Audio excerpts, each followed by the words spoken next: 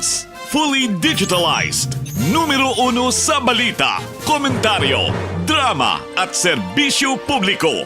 Bombo Radio Philippines. Bombo Radio Philippines. Unmatched. Number 1 and most trusted source of news and information. Paradyo Bombo. Oras sa Bombo Radio Iloilo, Philippine Standard Time, 35 minutos na nakaligad sa takna sining alas 11.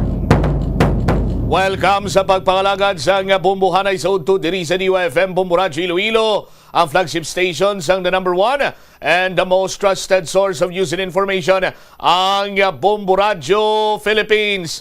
Adlaw kita karon sang Biyernes. Thank God it's Friday, Enero 30 tuig 2026. Sa gihapon ini mo lang mo ang kurman, Bombo Chama Blanco Hover. Sa mga nagapanguna dalaguan karon nga mga balita, Iloilo City Council pangitaan sang pamaagi kung paano masubsidize ang mga kiosk sa food festival sa masunod nga tuig. Another sinibanwang kanay-kanay kag pagpahagan-hagan sa sining nangin feedback man kag ang iban sini pagkuriit sa mga vendor o kiosk operator sa food festival tungod sang tuman kamahal kuno nga renta.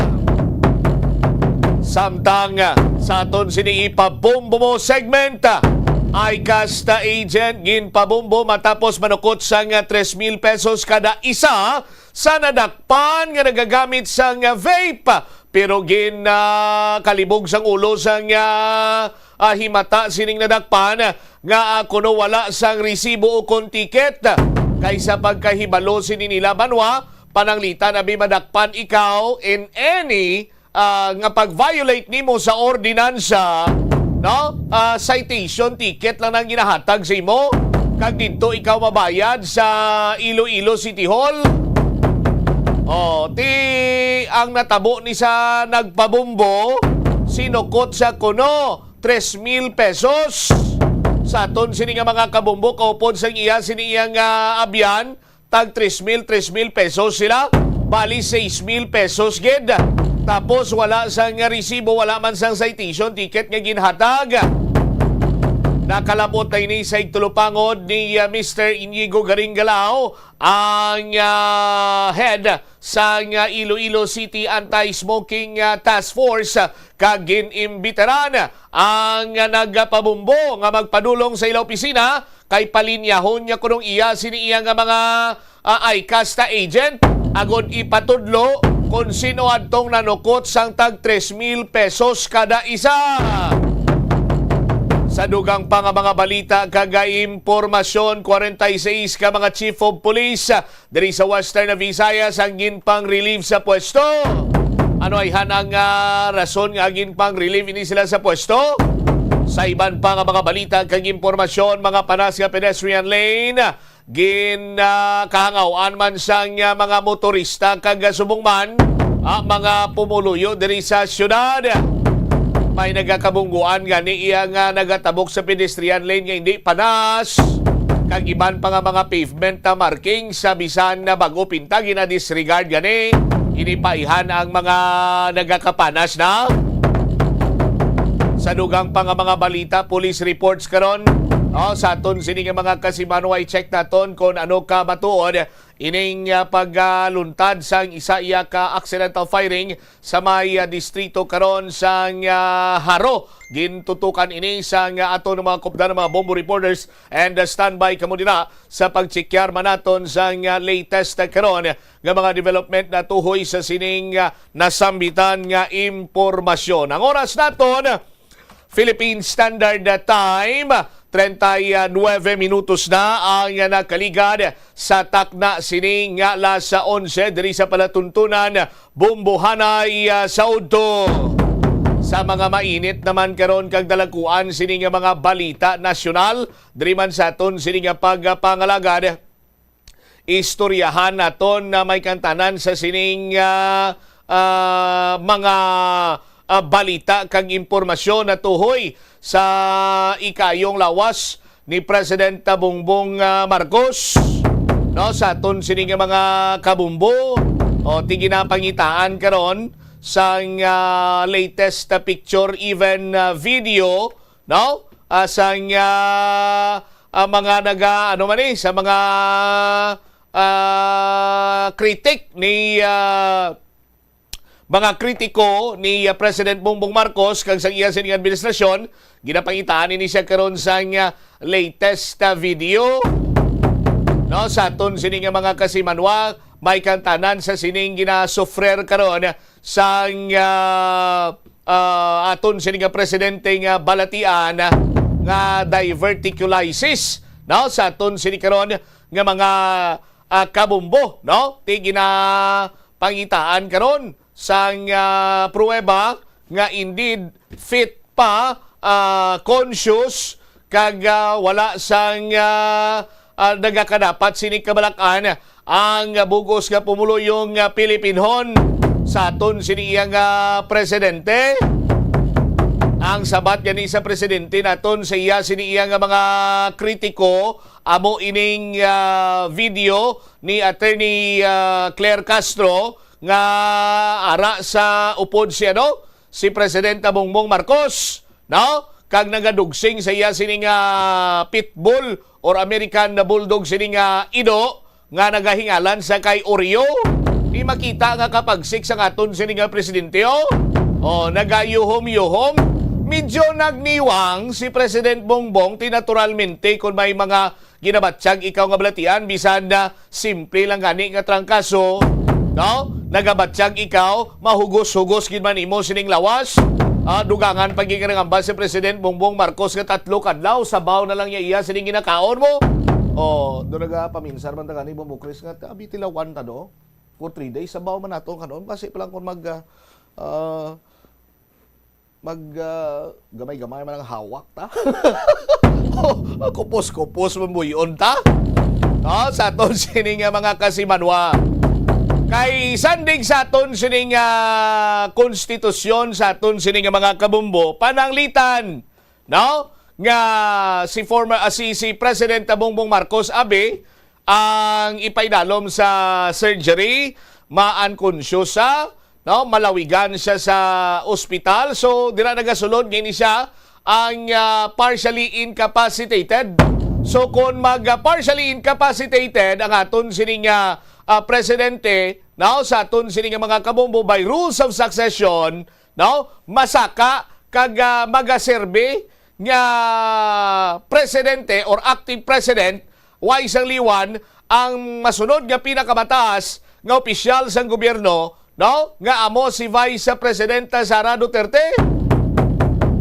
Sa aton sining mga kabumbo, tiya mo nagkaron ang mga latest man iya nga mga mainit man sining issue, no, may kangtanan sa mga sa aton sining presidente sa iya sining ikayong lawas kag sumungman pananglitan nga kon ini siya banwa ang italana gidman nga ipaidalom sa surgery or kung ano man nga mga medical procedure.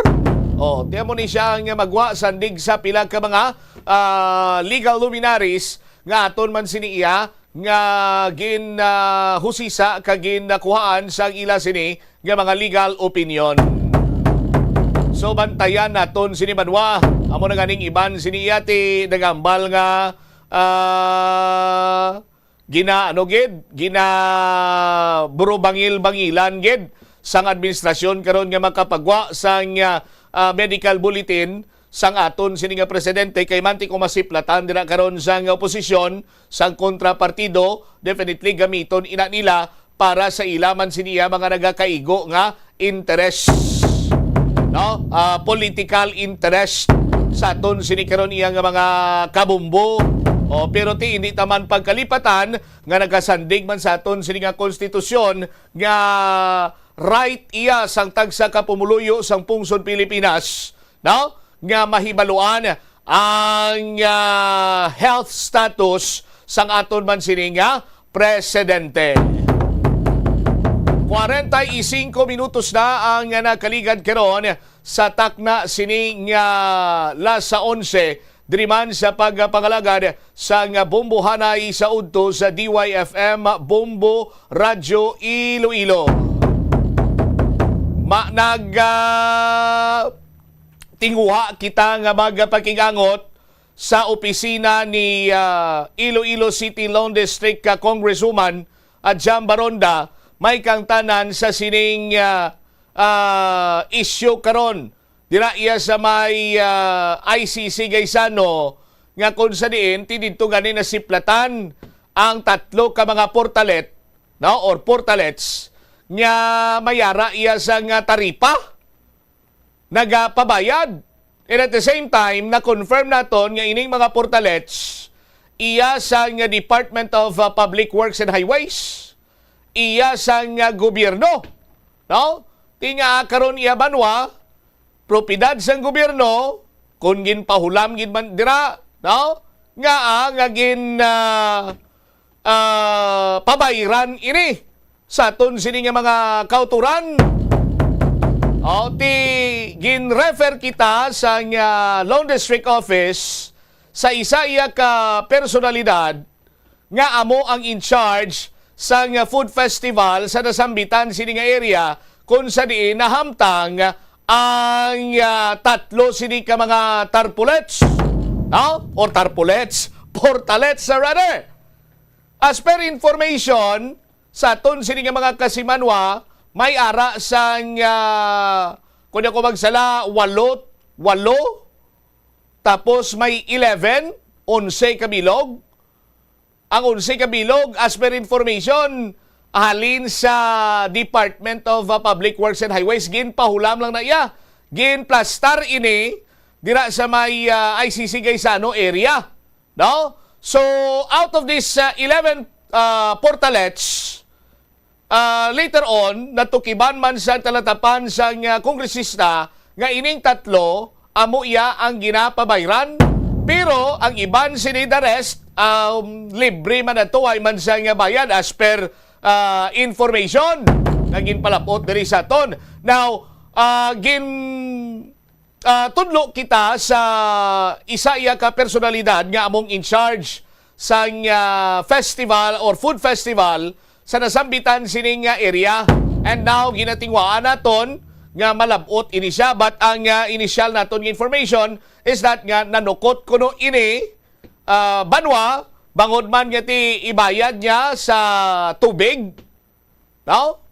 Bayad niya sa tubig nga siyempre kung maggamit ka sa portalet, magamit ka gid sa tubig to flush. No? Sa kung ano man ang himuon mo sila dira. And then, ibayad yaman sa iya sining mga tinawo.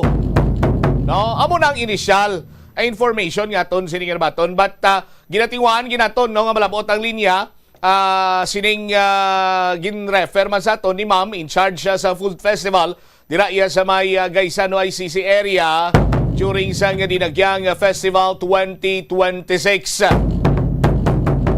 48 minutos na ang nakaligad sa takna sini nga lasa 11 diriman sa palatuntunan bombohanay sa udto.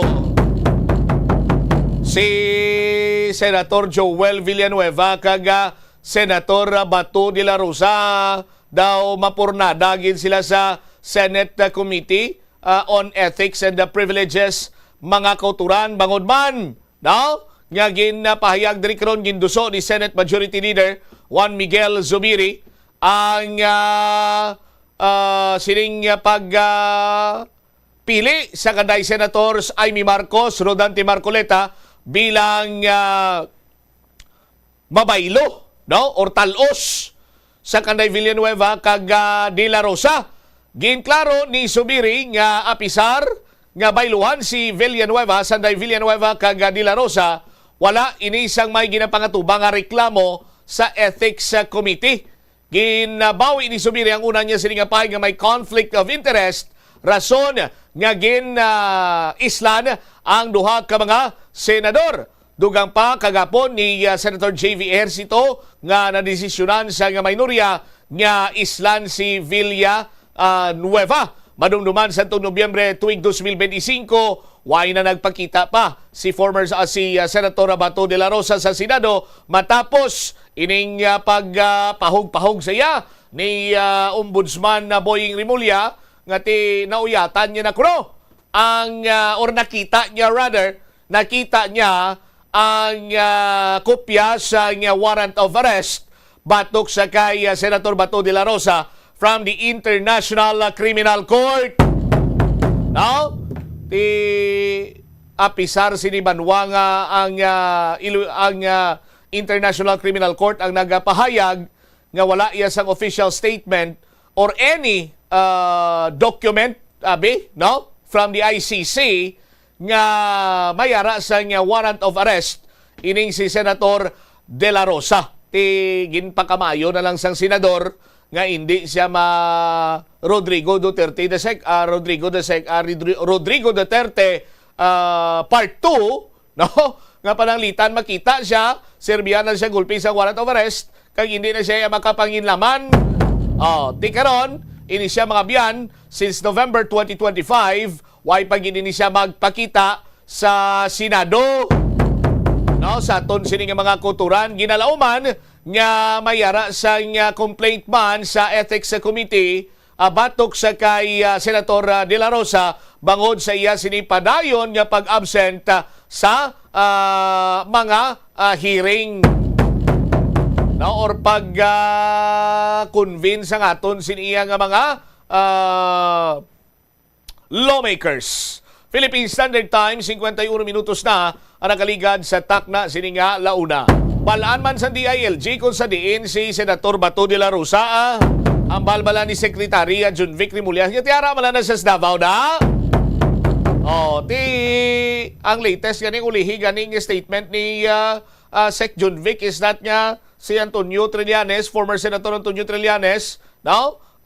Nagakarakasa naging kuno to nga dapat pangitaon kuno kag dakpon si Bato. Ti ambal ni Junvic sinya why man kami isang warrant of arrest nga ginauyatan paano na namon nga pangitaon siya kag dakpon. Pinalik karon ni Sec Junvic sa kay former Senator Trillanes. Sinya kung gusto mo gid pwede man ikaw i-citizen's arrest mo to si Senator Bato. Sa aton sini nga mga kabumbo. 52 minutos na nakaligad sa takna sining lasa 11. Ti ko na muna bing matabo banwa. Do you think matigayon nga ma-citizen's arrest ni former Senator Antonio Trillanes IV si Senator Ronaldo Bato de la Rosa?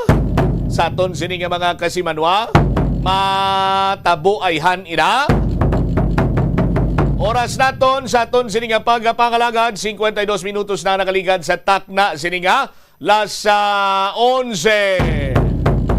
Okay, standby sa aton sininga mga kabumbo. Anong parte standby kay may latest info kita dire regarding sa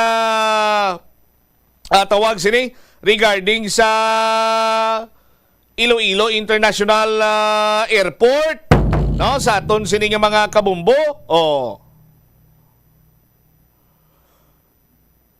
All right, si Governor Arto Toto Defensor ginaduso niya ining initial screening.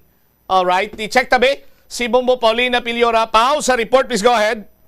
Bombat siyam hindi pabore si Iloilo Provincial Governor Arthur Defensor Jr.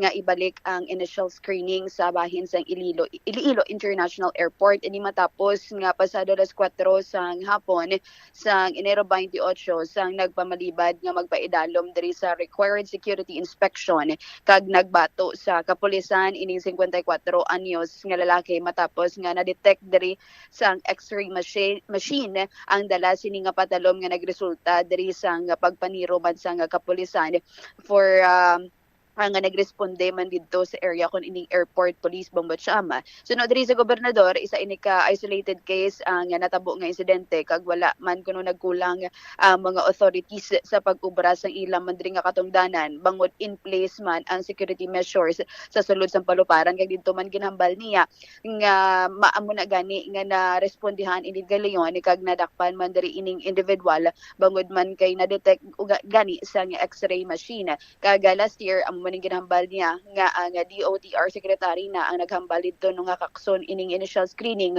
good man para sa convenience sang mga pasahero kag mapadasig man ang ilang nga pagbiyahe kag dukita na lang gani kuno dire ang nagapabilin man diri nga last time nang mayara man sa mga initial screening and mayara ang dito man gani sa bahin sa National or Ninoy Aquino International Airport nga wala naman sang mga amo sini but then in place sa gihapon ang ilang man nga mga security measures and gipaanggit man ini sang mga gobernador kag nagapahapos man og gani kuno sang biyahe sang mga pasahero kag personal man ini no aside man diri sa ginapanghambal niya personal man ini siya nga naga pakig-angot sa kapulisan for further investigation diri kag tan-awon mismo sa iya kaugalingon diri ang exactly kung ano ang natabo diri sa insidente sa Enero 28 Bombajam. Pabati bala naton ang nangin pahayag ni Iloilo Provincial Governor Arthur Defensor Jr. As it appears to me, why lapses? But again, I will have to ask them how the investigation is proceeding. Muna lagay, ang natabo ini, kaya hindi siya magpati sa pulis. Hindi tungkol nga wala x-ray. Hindi siya magpati sa pulis. Kaga talagsalang na niya. Why it's very isolated by the presentation of the facts. Hindi mo yung pag-surrender. This happened to me twice. Once, ginatagan ako sa Swiss na. Bilib sa bag ko. Sila sa pulis. Sir, you have read this dito. I have to leave it to you lang. Ano mo nakiti, nakalipat ka. Pero kung ako lang hindi, you know why? The general trend in the airports, because of tourism and because of common sense, we reduce the levels or ang mga stages pala sa travel sa airport for tourism and for convenience. May trade-off siya, pero yung why trade-off ang ito may x-ray mo ito sa ibabaw sa departure. Hindi ko favor ng ibalik. It was that DOTR's undersecretary who had it removed. Kag sa Manila Airport, may man ito sang x-ray. Bombacham, si Iloilo Provincial Governor Arthur Defensor Jr. sa nanging napahayag inino. So na-mention naman diri sa gobernador nga mag-conduct man isang further investigation sa pagpakig-angot man diri sa bahin sa mga kapulisan sa probinsya sang Iloilo, Bombacham. All right. Go ahead, Pao.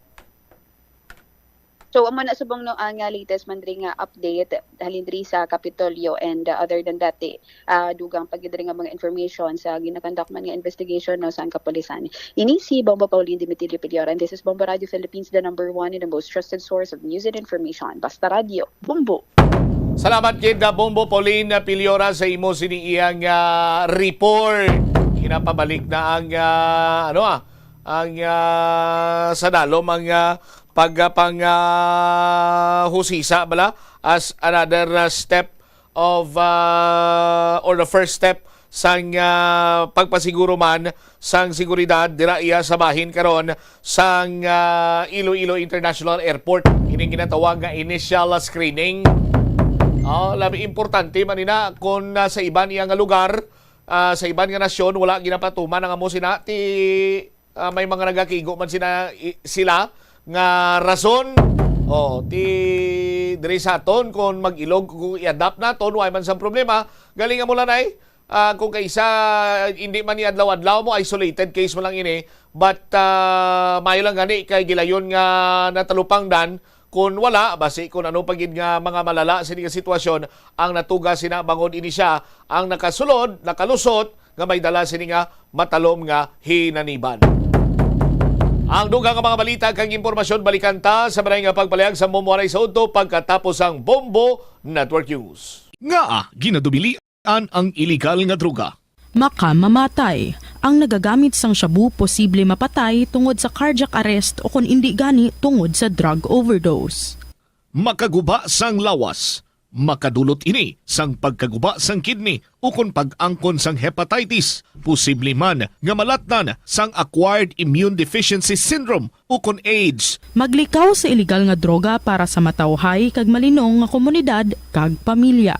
Yari ang mga simple nga paagi agon makakinot sang tubig. Kaayuha ang mga taga sa tubo o kon hose. Hindi tanan nga taga sa mahapos kagilayon nga makita tungod ang mga tubo o kon hose ang nakalubong sa duta o kon semento nga bahin sang balay. Kung magsigi ang mga tagas nga ini, mahimo nga magalabot sa 10,000 ka litro sang tubig ang mausik sa isa ka tuig. Maggamit sang leak detection tool o kon magkonsulta sa mga eksperto kung may pagpangduwa-duwa nga may tagas sa mga tubo sang tubig agod ini gilayon nga makaayo. Wala sang adlaw nga ginapili ang mga aksidente. Gani ari ang mga tips nga dapat tandaan sa tion nga nagamaneho. Una, regular nga i-check ang kondisyon sa salakyan, lakip diri ang tire pressure, bastante nga oil kag brake fluid, kag ang side mirror ang dapat nga yara sa insakto nga anggulo. Siguraduhon nga hugot pa ang mga breakers kag matinlo ang air filter. Ikaduha, mag-seatbelt apisar malapit lang ang kaduan. Ikatatlo, mag-signal sa tion nga nagaliko. I-on ang signal light kung ikaw ang yara sa ginabanta 300 katapaka halin sa imo likuan. Ini nga pahanumdom ang ginadulong sa imo sang the #1 and most trusted radio network in the country, Bombo Radio Philippines. Basta Radio Bombo! Paano ipabilin nga matinlo ang ginakaon nga mga prutas kag utan? Dapat mahalang learning crisis sa Pilipinas. Sa ating provincial report mamaya mga kabombo, isa hong miyembro ng New People's Army nagtatangka umunong tumakas sa combat operation ng mga sundalo sa may Albay, inatake sa puso. Abangan din mamaya sa ating international news, global problems hindi umano malulutas kung isang kapangyarihan lamang ang nagdidikta, ayon yan kay United Nations Secretary General Guterres. At sa ating sports balita, 4 international tennis players maghaharap sa semis ng Philippine Women's Open ngayong araw. At live nationwide via satellite. Dumako tayo sa detalye ng ating mga balita. Matapos ma-dismiss ng Pinal ang motion for reconsideration sa impeachment case laban kay Vice President Sara Duterte, sinabi ng pangalawang Pangulo na handa siya sakaling muling magsampa ng bagong impeachment complaint laban sa kanya pagkatapos yan ng Pebrero 6. Ayon sa pangalawang Pangulo, matagal nang naghahandang kanyang legal team noon pang 2023 nung inanunsyo ng isa sa mga miyembro ng House of Representatives na makahain sila ng kaso laban sa kanya. Yes. Yung mga lawyers, they've been preparing, or they were hired as early as fourth quarter of 2023, the moment that one of the members of the House of Representatives announced that they will file a case. Nakumpirma ko yun sa loob ng opisina noon ng speaker noon. Kaya meron na kaagad mga abogado noong panahon na yon. At hanggang ngayon, tuloy-tuloy pa naman yung mga abogado and legal team. And nung nakaraang taon, bago mag-Christmas break, ay napag-usapan din namin yung paghahanda sa impeachment. Hindi lang ngayong taon na ito, dahil sigurado kapag hindi sila nakapag-file ngayong taon, susunod na taon at hanggang ay ganun ang gagawin nila. Maraming sila ng kaso, impeachment, abogado and legal team. And nung nakaraang taon, bago mag-Christmas break, ay napag-usapan din namin yung paghahanda sa impeachment. Hindi lang ngayong taon na ito, dahil sigurado kapag hindi sila nakapag-file ngayong taon, susunod na taon at hanggang matapos ang aking termino ay ganun ang gagawin nila. Makapahal sila ng kaso, impeachment man huli.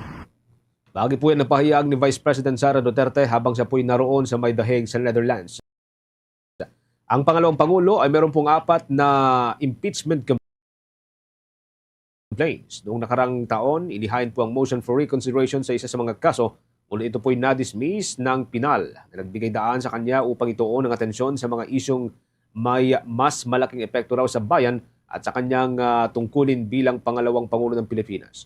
Sa kabila nito ay nanatiling alerto at nakahanda umalong kanyang legal team sa posibleng mga bagong aksyon mula sa kanyang mga kritiko.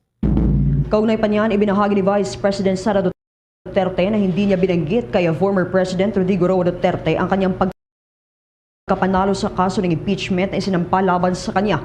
Anya, hindi nito nasabihan ang ama nito na may nag-file ng impeachment, a second impeachment, a third impeachment at isang pagkakataon lang na nabanggit ito kay Pangulong Duterte pero hindi nito alam kung naintindihan ng dating Pangulo na bahagi iyon ng impeachment. Dagdag pa ng pangalawang Pangulo, isa rin si former President Duterte sa mga abogado na tumutulong sa proseso noon at siya rin ang pumirma sa petisyon sa Supreme Court. Hindi ko binabanggit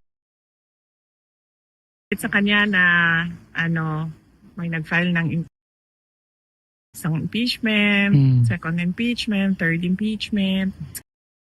Kaso hindi ko lang alam kung naintindihan niya na ano yon.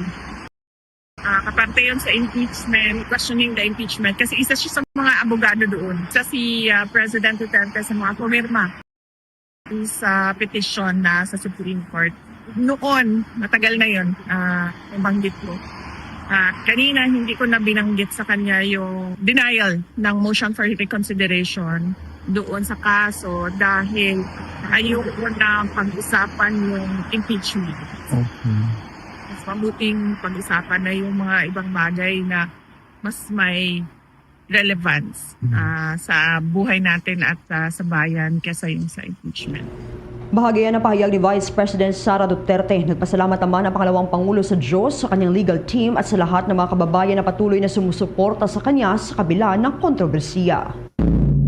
Sa halos kaugnay pa rin pong mga development magkakabombo, re-revisahin na rin po ng Kamara de Representantes ang impeachment rules nito kasunod ng pinal na ruling ng Supreme Court dun ho sa impeachment complaint laban kay Vice President Sara Duterte. Kahapon nga ho, ibinasura ng Korte Suprema ang motion for reconsideration ng Kamara at pinanindigang unconstitutional ang consolidated at verified impeachment complaint laban sa pangalawang Pangulo. Ayon kay Manila 3rd District Representative Joel Chua, kakausapin niya ang lahat ng mga kasamahan sa House Committee on Justice upang mapag-usapan ang pinakamabisang paraan sa pagre-rebisa sa rules on impeachment na sinusunod ng Kamara. Kailangan na niyang matiyak na ang lahat ng rules ay akma sa ruling ng Supreme Court at tatalima sa naturang desisyon. Tatanggap din anya sila ng inputs mula sa mga complainant o mga naghain ng reklamo kung saan ilan sa kanila ay membro ngayon ng Kamara de Representantes. Si Representative Chua ay isa ho sa mga miyembro ng House Prosecution Panel na maglilitis sana kay Vice President Sara Duterte matapos siyang ma-impeach noong Pebrero 5 na nakalipas na taon. Siya rin ang nagsisilbing chair ng House Committee on Good Government and Public Accountability. Ito ho yung komiteng nagsagawa ng malalimang investigasyon doon sa kontrobersyal na confidential at intelligence fund ng Office of the Vice President at ng Department of Education.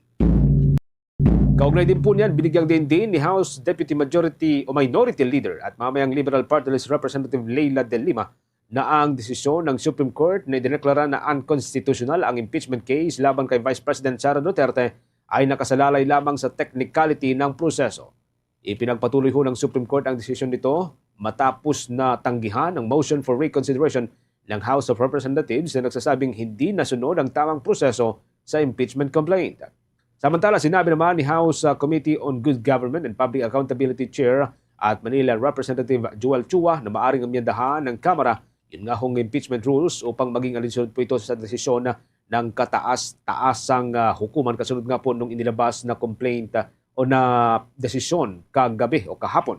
Bagaman hindi po siya sang-ayon sa desisyon ng Korte Suprema, sinabi ho ng mambabatas na bilang abogado ay isa siyang opisyal ng Korte na nanumpa na igagalang at paninindigan ang ating sistema na nakabatay sa rule of law o pag-iral ng batas.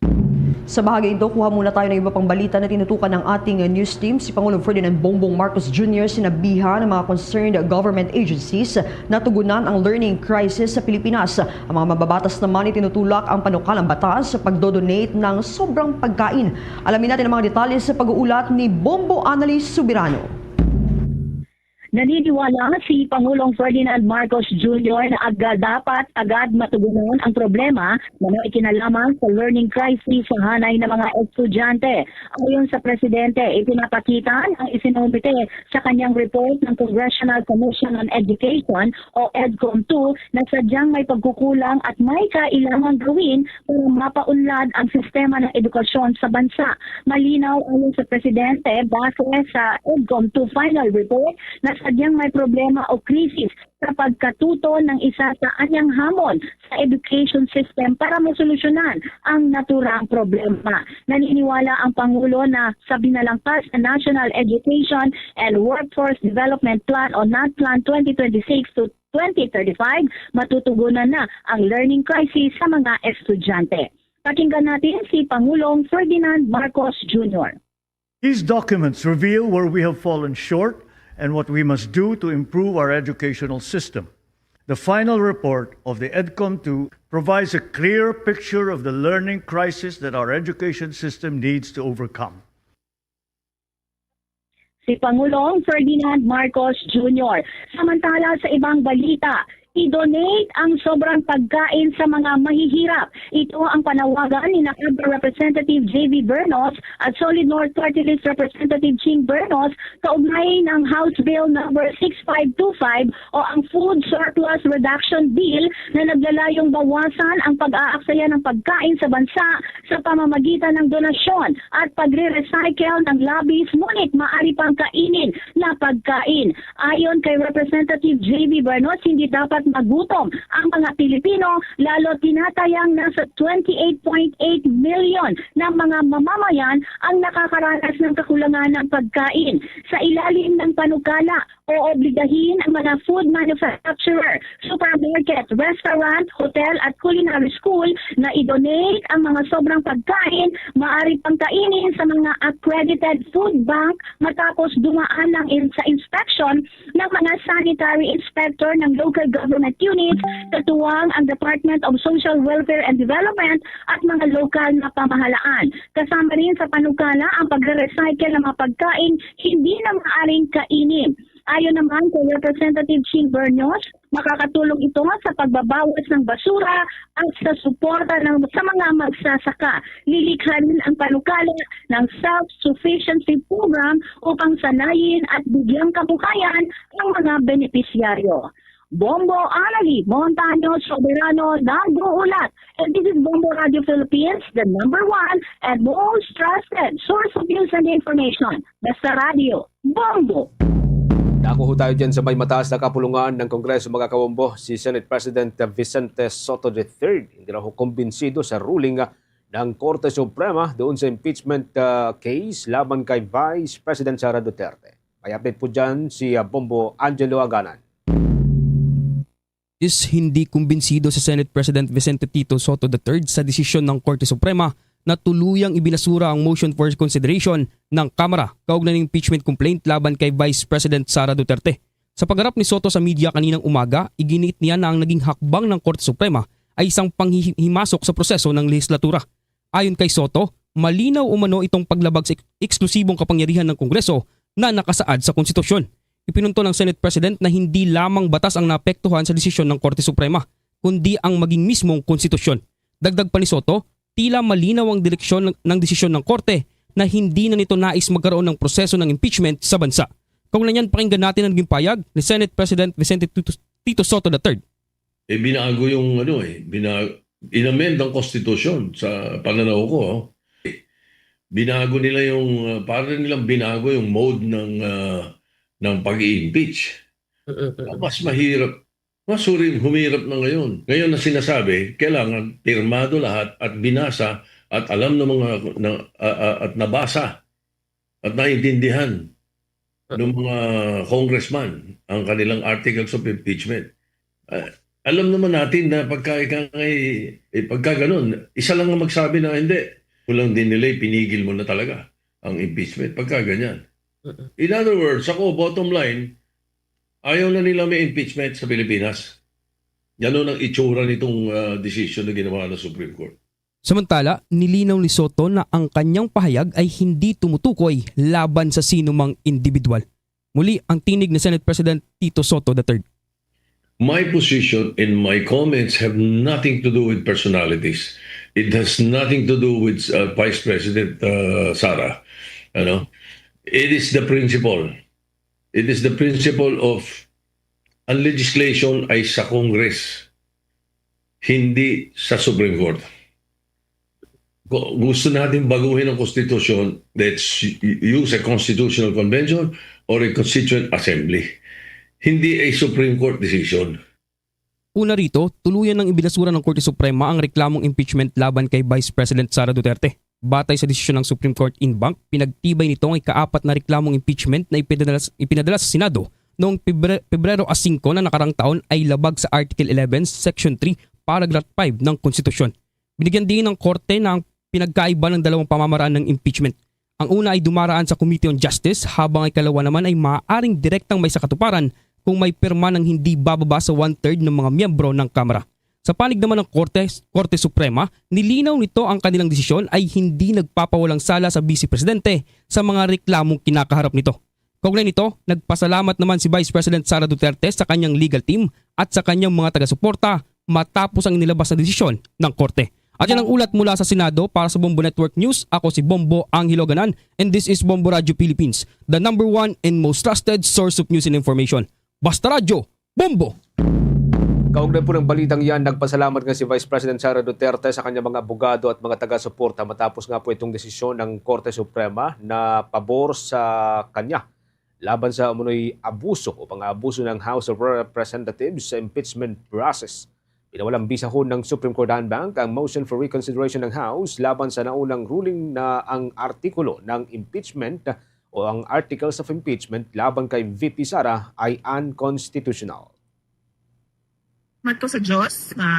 Pangalawang salamat ko ay sa mga abogado na nagtulong-tulong para questionin yung pag-abuso ng proseso ng impeachment ng House of Representatives.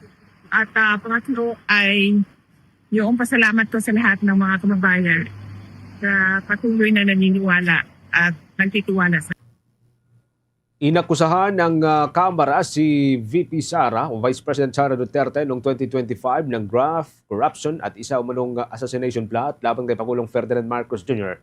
Ngunit ipinaglaban ng kanyang defense team na ang tatlong naunang reklamo sa House ay may tuturing na impeachment proceedings na tinanggap naman ng Korte Suprema bilang batayan para pigilan ng Senado sa impeachment trial.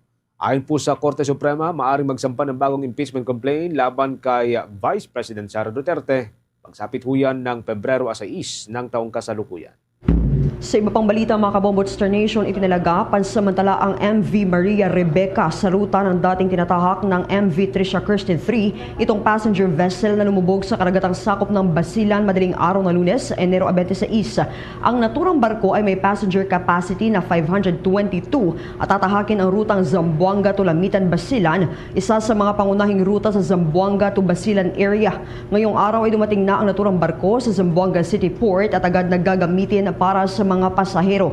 Ayon naman sa Maritime Industry Authority, walang idadagdag na pasahero sa pansamantalang pagsisilbi ng naturang barko na pag-aari ng Montenegro Shipping Lines. Magagamit din ito habang suspendido ang lahat ng fleet ng Allison Shipping Lines, ang shipping company na may pagmamay-ari nito ang MV Trisha Kirsten 3. Kasalukuyan din ang safety inspection sa lahat ng mga barko ng Allison Shipping Lines kasabay ng comprehensive audit sa safety management system ng naturang kumpanya. Sa huling report na nakalap ng Bombo Radio Philippines, umabot na sa 29 na mga individual ang nasawi sa malagim na maritime incident. Abangan humamaya, update po tayo mula sa May Commission on Elections. Mga kabombo, tuloy na raw itong special elections na gaganapin dyan sa May Antipolo sa probinsya po ng Rizal. Sa kabila po yan ng limitadong budget. Maki-update po tayo mamaya sa pamagitan po ni Bombo Isa Cotonaer mula dyan sa May Commission on Elections. Samantala muna. Kinumpirma naman ni Senate President Pro Tempore Panfilo Ping Lacson na papalitan na si Senator Amy Marcos bilang chairman ng Senate Committee on Foreign Relations. Ayon kay Senator Lacson, ang majority bloc ang magtatalaga ng kapalit sa susunod na linggo at isa sa mga binabanggit na posibleng pumalit kay Senator Amy Marcos ay si Senator Erwin Tulfo. Aniya, ang naturang komite ay isang major committee na karaniwang inilalaan sa majority bloc. Na ipaalam na umano kay Senator Amy ang desisyon na inaasahang tatalakay naman sa plenaryo ng Senado sa susunod na linggo. Nilinaw din ni Senator Lacson na ang desisyon ay napagkasunduan sa caucus ng majority at wala siyang direktang papel dito. Samantala, hindi o handa na si Senator Kiko Pangilinan na isuko ang kanyang committee chairmanship. Paboryan kay Senator Amy, ngunit nasa kanya pa rin kung tatanggapin niya ito. Samantala, may sapat daw na basehan ang House of Representatives para humagpataw ng mas mabigat na parusa laban kay Cavite 4th District Representative Kiko Barzaga ayon kay Bicol Saro Party List Representative Terry Ridon. Ito matapos maghain si Manila 2nd District Representative Rolando Valeriano ng resolusyon na humihiling ng karagdagang 60 araw na suspension na wala pong sweldo at allowance laban kay Barzaga dahil sa umano'y patuloy na paglabag sa House Code of Conduct at ethical standards ng mga public official. Kaugnay nito ay itong social media post nitong si Barzaga na nag-aakusa sa ilang miyembro ng National Unity Party na tumanggap ng suhol mula daw kay billionaire Enrique Razon kapalit po ng suporta kay late Representative Martin Romualdez bilang House Speaker. Isang paratang na itinanggi at tinawag ng malaking kasinungalingan na laban kay Kiko Barzaga. Naharap po ang mambabatas sa mga kasong libel dahil po sa kanyang kontrobersyal na pahayag. Pinahintulutan naman ng Kamara ang Ethics Committee na magsagawa ng investigasyon. Ngunit sinabi ho ni Representative Barzaga na hindi niya susundin ang summon at handa umano siyang mapatalsik. Ayon naman kay Representative Ridon, ang posibleng karagdagang parusa na extension ng suspension o expulsion ay nakadepende pa rin sa magiging rekomendasyon ng Ethics Committee na kailangan pang pagtibayin ng mga boto sa plenaryo ho ng Kamara. Sa iba pang balita na tinutukan ng ating news team sa labas ng ating himpilan, ang sektor ng agrikultura na nanatiling matatag at nakapagtala ng 2.6% growth ayon yan sa Department of Agriculture. Kuha tayo ng mga reports sa pag-uulat ni Bombo Betha Servito. Ipinahayag ni Agriculture Spokesperson Assistant Secretary Arnel de Mesa sa isang pulong balitaan na nagagalak ang ahensya dahil noong fourth quarter ng 2025, ang sektor ng agrikultura ay lumago ng 0.5% at kung titingnan ang year-on-year growth, ang kabuuang sektor ng agrikultura ay lumago ng 2.6%. Isa ito sa pinakamataas na paglago na naitala sa sektor ng agrikultura sa loob ng nakalipas na 5 taon at isa ring matibay na patunay na sa kabila ng lahat ng mga hamon gaya ng pabago-bagong panahon, mga bagyo at mga banta ng sakit sa mga hayop, ang sektor ay nananatiling resilient o matatag at magandang ipinakitang pag-unlad nito. Binigyang diin din niya na ang poultry subsector o ang industriya ng manukan ang nananatiling pinakamasigla o vibrant sa lahat ng mga subsector sa kasalukuyan. Pakinggan natin ang naging pahayag ni Agriculture Spokesperson Assistant Secretary Arnel de Mesa. Yeah, we're happy to note yung recent report ng Philippine Statistics Authority. For the fourth quarter last year, 2025, the sector grew by 0.5%. And if you look at year-on-year, the whole agriculture sector grew by 2.6%. Isa to sa pinakamataas actually for the last 5 years na paglago ng sektor ng agrikultura. Sinabi ni De Mesa na bukod sa masiglang poultry subsector, naging maganda rin ang performance ng fisheries subsector noong nakaraang quarter, gayon din ang hog subsector o ang industriya ng pagbababoy na unti-unti nang nakakabangon. Pakinggan muli ang naging pahayag ni Agriculture Spokesperson Assistant Secretary Arnel de Mesa. The sector remains resilient and maganda yung pinakita. Specifically, yung poultry remains to be the most vibrant among the subsector, growing 8.9% last quarter. Yung fisheries ay umangat ng 4%. Yung crops natin, specifically rice and corn, bumaba ng bahagya. Yung fourth quarter last year, we saw a positive growth, at least of 1.6% for the hogs subsector. Samantala, nagkaroon ng makasaysayang pagbuti sa kalagayan ng mga Pilipino matapos makapagtala ang Okta Research tugon ng masa survey ng mabilis na pagbaba ng self-rated food poverty tungo sa 30% noong huling quarter ng 2025 o fourth quarter mula sa dating 49% ng third quarter. Ito ay nangangahulugang humigit kumulang na 5 milyong pamilyang Pilipino ang hindi na itinuturing ang kanilang sarili bilang food poor na itinuturing na isa sa pinakamabilis na pag-unlad sa kasaysayan ng naturang survey. Para sa Bombo Network News, ako po si Bombo Betha Servito, and this is Bombo Radio Philippines, the #1 and most trusted source of news and information. Basta Radio, Bombo! Balikan po natin ang issue dyan sa may Commission on Elections magkakambo. Ito hong special elections na nakatakda sa Marso 14 dyan po sa may Antipolo City. Tuloy na raw sa kabila po ng limitadong budget. Ayon yan sa Commission on Elections. May live report si Bombo Isa Cotoner. Humingi ng tulong ang Commission on Elections sa Malacanang para sa karagdagang pondo na isasagawang special elections sa ikalawang distrito ng Antipolo City sa Marso 14 na kasalukuyang taon. Ayon kay Comelec Chairman George Erwin Garcia, nasa 11 million lang ang kasalukuyang aprobadong budget ng komisyon. Malayo pa yan sa 98 million na kinakailangan para sa halalan na may humigit kumulang 300,000 na mga botante.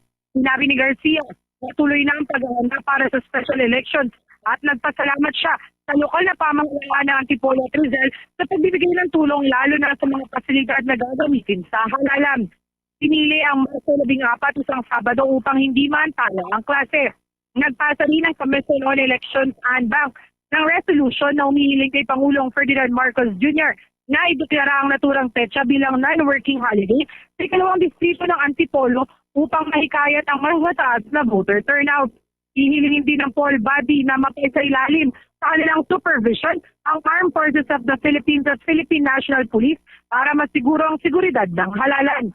So ganyan, pakinggan natin ang naging kasagutan ni Comelec Chairman George Erwin Garcia sa naging pagtatanong ng Bombo Radio Philippines.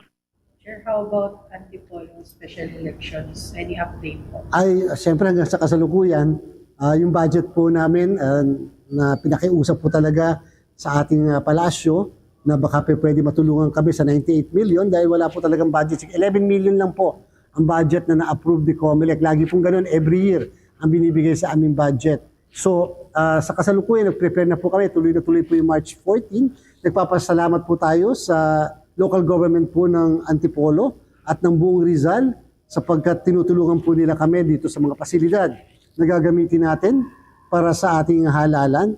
Minarapat po namin ito gawing March 14 upang walang istorbo sa mga estudyante na nag-aaral mula Monday hanggang Friday. Ngayon po ay pinasa rin ng Comelec and Bank ang resolusyon na humihiling sa ating Pangulo na ideklarang non-working holiday ang March 14. Isasagawa ang special elections matapos mabakante ang pwesto sa Kongreso dahil sa pagpanaw ni Representative Romeo Acop noong Disyembre ng nakaraang taon. Samantala, ibinigay na ng body sa Independent Commission for Infrastructure ang mga statement of contributions and expenditures ng ilang kandidato sa national at local na halalan noong 2022 kabilang ang ilang kasalukuyang senador. Ituan niya ay nagpadala ang Independent Commission for Infrastructure ng liham dito sa Commission on Elections para ngahingin itong mga dokumentong ito. Ayon kay Garcia, agad nilang ipinasa ang mga dokumento sa Politics and Finance and Affairs Department para maihatid sa ICI. Dagdag niya, handa ang poll body na magbigay ng karagdagang dokumento dahil ang mga ito ay tinuturing na public record. Muli pakinggan natin ang naging kasagutan ni Comelec Chairman George Erwin Garcia sa naging pagtatanong ng Bombo Radio Philippines. May we know the details yung letter na sinend po sa inyo ng ICI regarding saan po ito at ano na ang update and development? Ang ICI ay humingi ng mga kopya ng Statement of Contributions and Expenditures para sa 2022 national and local elections ng ilang mga kandidato national at local at kaagad po natin itong pinadala sa Political Finance and Affairs Department for the office to immediately communicate and give these documents to ICI. Ang gusto po natin, the COMELEC will be fully supportive of the ICI kung ano man po yung mga dokumentong kailangan nila since these are all public documents. Mula sa lungsod ng Maynila, ito si Bombo Isa Cotoner and this is Bombo Radio Philippines, the number one and most trusted source of news and information, Basta Radio Bombo. 28 minuto makalipas ang alas 12 ng katanghalian. Sa ibang mga updates tayo, naitala ng Philippine Institute of Volcanology and Seismology ang ika-23 magkakasunod na araw ng effusive eruption ng Mayon Volcano. Ayon sa ahensya, ang effusive eruption ay mahina at dahan-dahang paglabas ng volcanic materials mula sa ilalim ng bulkan tulad ng magma. Ito ay binubuo ng incandescent lava flow, pyroclastic density current na kilala sa lokal na tawag bilang uson at rockfall events. Enero 6 ng kasalukuyang taon nang una pong itaas alert level 3 ang alerto sa naturang bulkan. Mula noon ay tuloy-tuloy na po ang pag-alburuto nito at nakaapekto sa mga komunidad na nasa palibot ng naturang bulkan. Samantala, nagbabala naman si Professor Emmanuel Leico na magpapatuloy ang mabagal na paglago ng ekonomiya ng bansa kung hindi maibabalik ng gobyerno ang tiwala ng mamamayan at mga mamumuhunan. Bumagsak sa 3% ang Gross Domestic Product o GDP ng Pilipinas noong ika-4 na quarter ng 2025, pinakamababa mula nung nagkaroon ng COVID-19 pandemic. Ayon sa Philippine Statistics Authority, ang kabuang paglago para sa buong taon ay 4.4% na malayo naman sa target ng Administrasyong Marcos na nasa 5.5 to 6.5%. Kabilang sa mga dahilan ng paghina itong mabagal na paggasta ng gobyerno sa infrastruktura, mga kasong katiwalian at pinsalang dulot ng serye ng bagyo noong taong 2025. Lumago lamang ng 1.5% ang sektor ng industriya, 3.1% sa agrikultura at 5.9% ang services sector. Giit ni Professor Leico, ang kawalan ng kumpiyansa sa pamahalaan ay nagiging hadlang sa pamumuhunan at paggasta ng publiko. Kung hindi agad niya maibabalik ang tiwala, inaasahan niya magpapatuloy ang pagbagal ng ekonomiya sa mga susunod na taon. Bombo Sports News. Sa ating sports news, mga kabombo, maghaharap na po ngayong araw ang 4 na international tennis player para yan sa semifinals sa kauna-unahang Philippine Women's Open.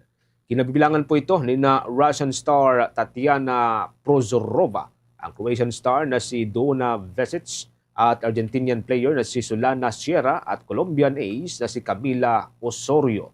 Ang 4 na nabanggit na player ay ang nalalabi mula sa 32 na player na nakibahagi sa torneo na una pong nagsimula nitong Enero 26. Batay sa nilabas na schedule ng laban, una pong maghaharap sina Prozorova at Vekic dakong alas 3 ng hapon. Susundan ito ng laban ni na Sierra at Osorio. Parehong gaganapin ang dalawang match sa center court ng Rizal Memorial Tennis Center dyan po sa lungsod ng Maynila. Gaganapin naman bukas ang finals na hudyat po ng pagtatapos ng Philippine Women's Open.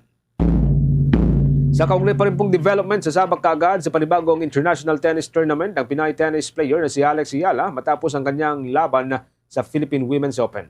Nakatakda pong lumaban ng 20 anyos sa Pinay sa Mubadala Abu Dhabi Open, isa pong Women Tennis Association tournament na level 500. Magsisimulang naturang torneo sa Pebrero 1 hanggang 7. Ilan sa mga bigatin at world-class tennis star na sasabak sa naturang torneo ay itong sina Leila Fernandez ng Canada, Maya Joy ng Australia, Victoria M. Cobo ng Canada at ang kasalukuyang Australian Open finalist na si Elena Ribakiba at iba pang malalaking pangalan. Kung babalikan po ang huling laban nitong si Alex Ayala sa Philippine Tennis Open nitong Enero 30 o kahapon o Enero 29, bigo siyang paluhurin ang kanyang Colombian opponent na si Camila Osorio para humusad sana sa semifinals ng naturang torneo.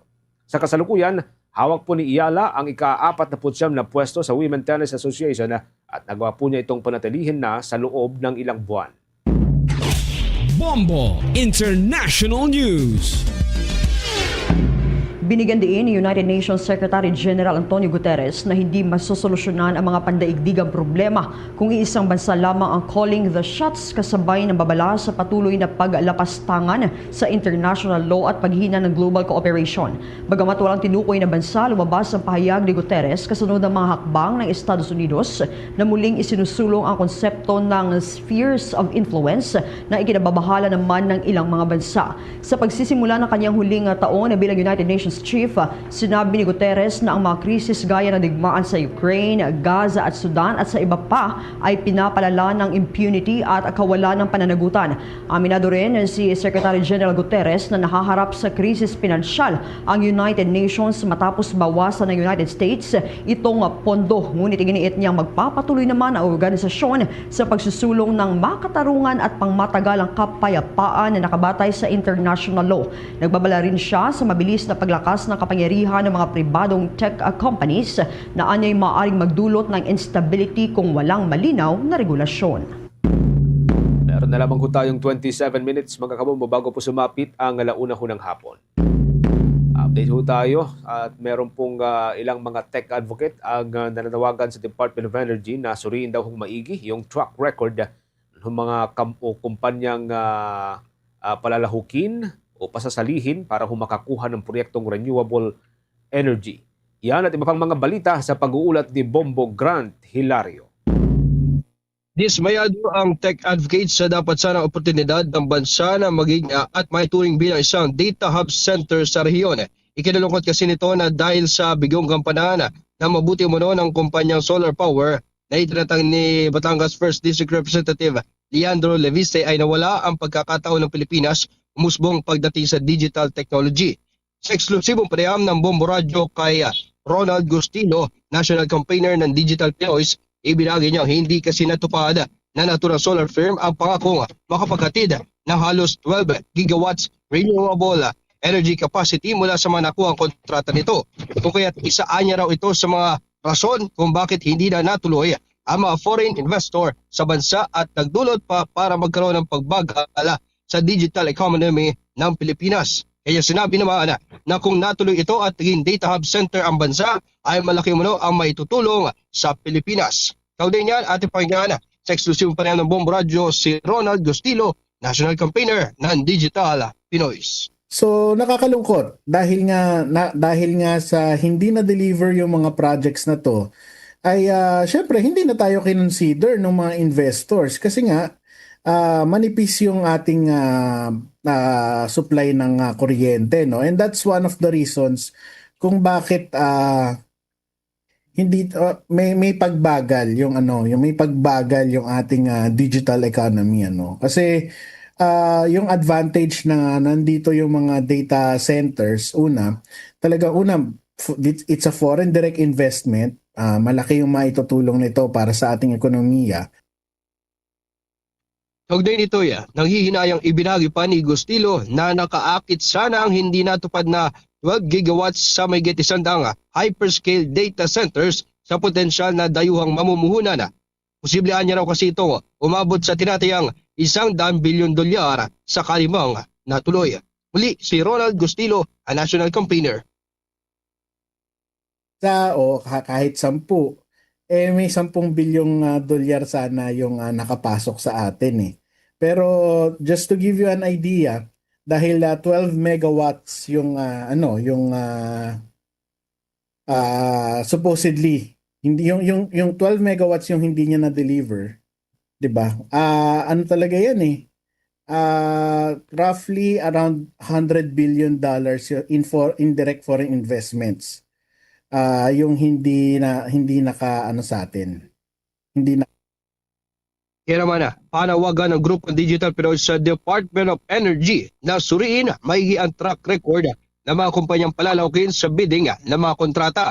Aniyaya, nararapat na maibigay ang mga proyekto para sa renewable energy sa pamagkakatiwalaang kumpanya kasabay ng hiling rin sa Kongreso na mapaimbestigahan ang naturang issue. May isa pang ulit na pakinggan si Ronald Gustilo, a National Campaigner na naturang tech advocates. Well, syempre para sa Department of Energy, bagamat naintindihan natin na ito ay public bidding, maganda mas scrutinize ko yung track record ng mga kumpanya na nagnanais mag-participate sa pagpo-provide ng renewable energy, So hopefully po sa mga susunod ho na panahon, doon na ho sa mga reliable na mga kumpanya ho natin ibigay yung mga ganitong mga proyekto. At syempre, panawagan din natin sa Kongreso at sa Senado na imbestigahan din ho ito. Kung maalala, una nang ibinagi ni Ombudsman Jesus Crispin Boy Rebulla ay investigasyon ukol sa paglabag ng prangkisa sa kumpanyang itinatag ni Congressman Leandro Lebiste. Gumugulo na raw ang investigasyon kontra sa naturang mambabatas hinggil sa manoy violation of franchise ng kumpanyang iniugnay sa kanya. Bukas naman ang Bombo Radio Philippines para sa anumang komento at pahayag na naturang mambabatas. Nag-uulat live para sa Bombo Network News. Ito si Bombo Gratilario. And this is Bombo Radio Philippines, the number one and most trusted source of news and information. Boss Radio, Bombo! Sa iba pang balita, irerekomenda naman ng Senate Blue Ribbon Committee ang pagbibigay ng dagdag kapangyarihan sa Office of the Ombudsman upang mas epektibong masugpo itong korupsyon. Kabilang sa panukala ang pag-deputize ng mga pribadong abogado bilang piskal at ang pagkakaroon ng sariling law enforcement arm ng Ombudsman. Ayon sa komite, kulang sa tauhan at pondo ang ahensya kaya't mabagal ang pag-usad ng mga kasong katiwalian. Ang rekomendasyon ay bahagi ng partial report kaugnay ng investigasyon sa flood control project scandal na nagbunyag ng malversation at graft sa ilang opisyal ng pamahalaan. Sa datos naman ng Transparency International na nanatiling mataas ang persepsyon ng korupsyon sa Pilipinas na nasa ika-115 na pwesto mula sa 180 na bansa noong taong 2025. Giit ng mga senador ang pagpapalakas sa Ombudsman ay makatutulong sa pagbabalik ng tiwala ng publiko at mga mamumuhunan. Inaasahang isusumite ang rekomendasyon sa plenaryo ng Senado ngayong unang quarter ng 2026 bilang bahagi ng mas malawak na reforma laban sa katiwalian. Sa ibang mga updates tayo, tiniyak ni Pangulong Ferdinand Marcos Jr. ang walang patid na pagpapatuloy at masusing pagpapalakas sa reforma sa sektor ng edukasyon. Layunin po nito na maiangat at mapahusay pa ang kalidad ng pagkatuto ng bawat Pilipinong mag-aaral sa buong Pilipinas. Binigyang diin ng Pangulo ang kanyang pangako sa seremonya ng pagsumite ng final report ng Second Congressional Commission on Education at ang paglilipat po ng NATPlan 2026 to 2035. Ito ho yung tinatawag na National Educational Plan. Sa kanyang talumpati, sinabi ho ng Pangulo na ang sektor ng edukasyon ay nanatiling isang pangunahing prioridad simula pa lamang ng kanyang panunungkulan bilang Pangulo ng Pilipinas. Kabilang sa mga isinagawang hakbangin ng kasalukuyang gobyerno, anya, ay ang masusing pagpapabuti sa basic education curriculum. Ito ay ginagawa upang gawing mas simple at madaling maunawaan ng mga mag-aaral, higit na nakasentro sa mga pangangailangan at kapakanan ng mga mag-aaral at partikular na nakatuon sa pagpapaunlad ng mga kasanayang kinakailangan po ngayong ika-21 siglo o 21st century. Bukod pa rito, patuloy ang pagsisikap ng pamahalaan na punan yung mga bakanteng posisyon sa pagtuturo sa mga pampublikong paaralan sa buong Pilipinas upang matiyak na ang mga guro ay makapagtuon ng buo sa kanilang pangunahing responsibilidad. Ito po yung pagtuturo. Kasabay nito ay sinusulong din ang isang expanded career progression system para ho sa mga kaguruan. Naglalayong bigyan sila ng mas maraming oportunidad para sa profesional na pag-unlad. Hindi rin po nakakalimutan ng pamalandao ang pagpapabuti ng mga pasilidad sa mga paaralan. Kabilang dito ang pagpapatupad ng mga proyekto na electrification upang magkaroon ng sapat na supply ng kuryente ang bawat silid-aralan. Sa ibang balita mga kabombo Star Nation, patok ng mga feng shui lucky charms mabenta umano ngayong paparating na Chinese New Year. Kuha tayo ng mga report sa pag-uulat ni Bombo Eman Bombase. Mabenta ngayon ang mga feng shui lucky charms sa Chinatown, Binondo, Manila kung saan patok ito sa mga mamimili ilang linggo bago sumapit ang araw ng Chinese New Year. Ito ang naging pahayag ni Mel, isang feng shui gift shop vendor sa Binondo, Manila. Aniya, stable naman ang bentahan ng mga ito mula nang pumasok ang taong 2026 at lalo na ngayong paparating na Chinese New Year. Nakakabenta naman umano sila sa araw-araw kung kaya tinitignan nila ito na swerte sa kanilang negosyo. Kanya ring nailahad ang ilang presyohan ng mga lucky charms na patok ngayong taon. Ating pakinggan ang tinig ni Mel, isang feng shui gift shop vendor sa panayam ng Bombo Radio. Okay naman po dito ma'am, nakakabenta naman din po araw-araw po. Magkano pa ang insenso natin? Ito actually ngayon, tumaas na sa bigla 115 lang po. Insenso. Same price lang po ma'am, maiksi mahaba at saka yung red at saka yung yellow, same price lang din po, 150. Una na rito ang Chinese incense stick na pumapalo sa 115 pesos sa mapamaliit man o mahaba Ang lucky bracelets naman, ang particular na ang lucky color na light blue ay nasa 350 pesos. Samantala, naglalaro naman sa 750 pesos hanggang 1,500 pesos ang jade bracelets na patok sa mga mamimili dahil nagbibigay umano ito ng swerte sa araw-araw na pamumuhay. Pumapalo naman sa 100 pesos ang Evil Eye bracelet at nasa 550 pesos naman ang Evil Eye ornament na pwedeng ilagay sa bahay at mga establishmento. Aniya, ito ang nagpapaalis ng negative vibe at negativity sa buhay ng nagmamay-ari nito. Nandyan rin ang Bagwa mirror na naglalaro naman sa 350 pesos hanggang 450 pesos depende sa laki ng bibilhin. Patok din ngayon sa papasok na Chinese New Year ang Lucky Coin na pumapalo naman sa 250 pesos. Ito naman ay para sa mga nagnenegosyo na pwedeng isabit sa kanilang main door ng establishmento o pwedeng dalhin sa bulsa depende sa laki ng bibilhing Lucky Charm. Hindi aniya naman napapahuli ang money bowl na mabenta ngayon na paparating na Chinese New Year. Sa presyong 1,500 pesos, may mapaglalagyan ka na ng pera na mapaparami ngayong taon. Sa muli ating pakinggan ang tinig ni Mel, isang feng shui gift shop vendor. Okay lang naman po din. Swerte naman siya. At saka araw-araw maraming customer.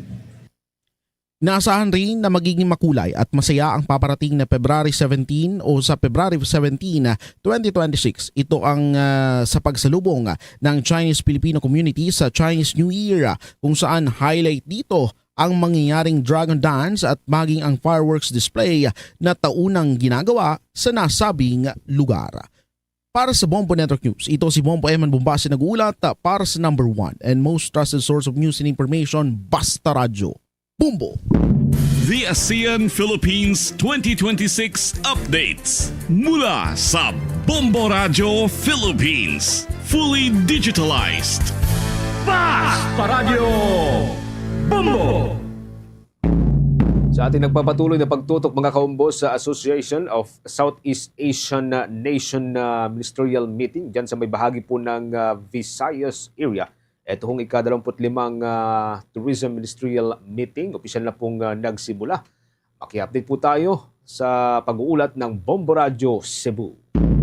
Opisyal nang nagsimula ngayong araw ang ika-25th meeting ng ASEAN Tourism Ministers na dinaluhan ng mga kinatawan mula sa bansang ASEAN kasama ang bansang China, Japan at Republic of Korea na pinamunuan ni Department of Tourism Secretary Cristina Frasco. Sa kanyang pambungad na talumpati, binigyang diin ni Secretary Frasco ang mga potensyal na pag-unlad sa sektor ng turismo, inaasahang ibubunga ng nasabing pagpupulong. Isa ang Japan sa mga bansang nagpanukala ng mga ideya at inisyatibang nakatuon sa pagpaunlad ng turismo sa buong rehiyon ng Asia. Ayon kay Frasco, habang patuloy na pinagtitibay ang pakikipag-ugnayan at kooperasyon sa mga bansang Asia, inaasahang lalawak ang mga benepisyo nito sa iba't ibang destinasyon, value chain at lokal na ekonomiya. Binanggit din ng kalihim na mananatiling mahalaga ang pangunahing pamilihan sa pagpanatili ng sigla turismo sa rehiyon dahil patuloy silang gumaganap ng mahalagang papel sa sektor ng paglalakbay ng ASEAN. Malaki rin umano ang naitutulong nito sa pagsuporta sa mga trabaho at pagpatuloy ng operasyon ng mga negosyo sa buong value chain ng sektor ng turismo. Dagdag pa ni Frasco, ang presensya ng turistang mula sa nasabing bansa ay may malaking ambag sa pagpalakas ng mga aktibidad pang-ekonomiya sa buong rehiyon.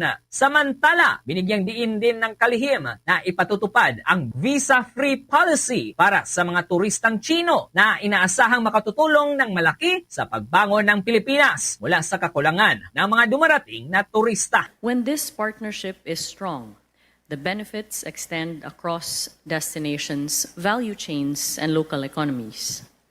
Recent years have reminded us how quickly confidence can be disrupted and how exposed tourism-dependent growth can be to external shocks.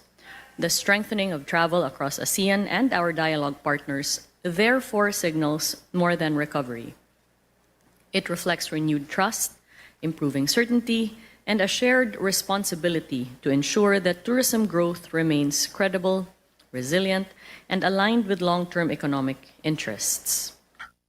Mula dito sa lungsod at lalawigan ng Cebu para sa ASEAN Philippines 2026 updates ng Bombo Radio Philippines. Ito si Bombo Rexmon Cortez Omega, for the number one and most trusted source of news and information, Basta Radio. Bombo! Kaugnay pa rin po niyan mga kabombo, patuloy pong naninindigan ang Association of Southeast Asian Nations na hindi nito kinikilala ang three-phase elections dyan sa Myanmar.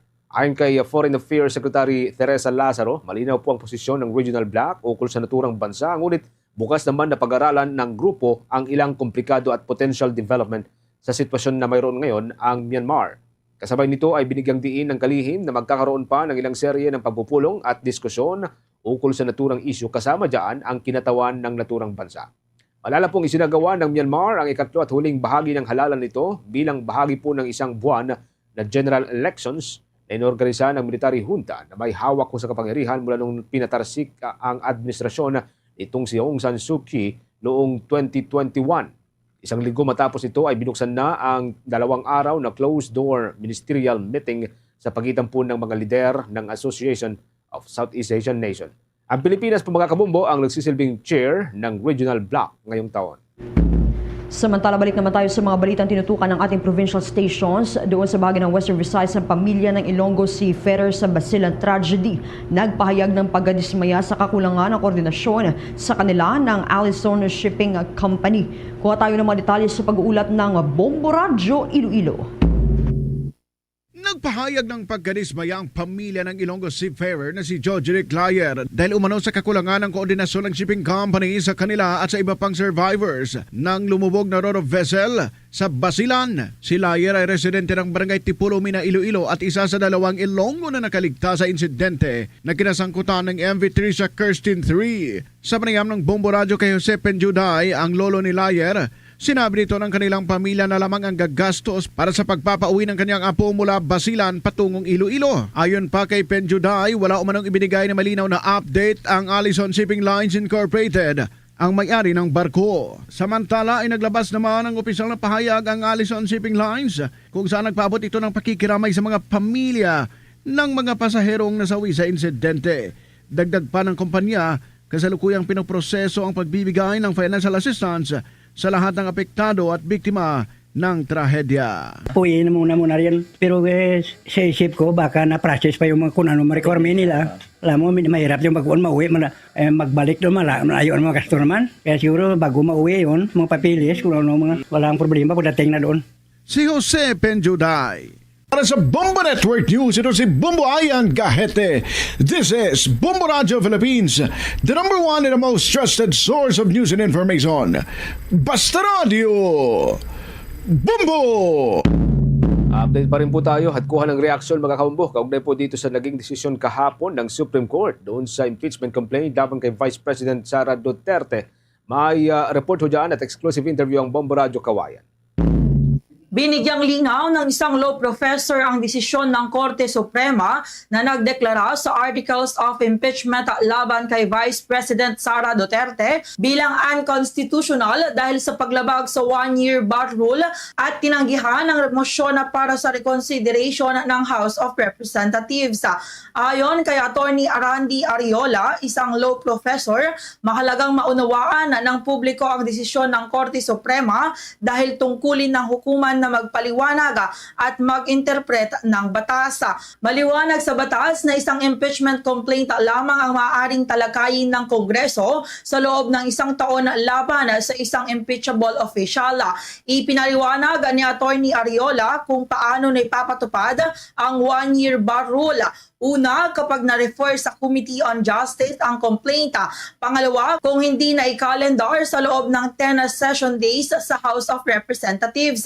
Pangatlo naman, kapag na i-calendar pero hindi na i-refer sa COJ sa loob ng 3 session days. At panghuli, kapag natalakay sa Kongreso.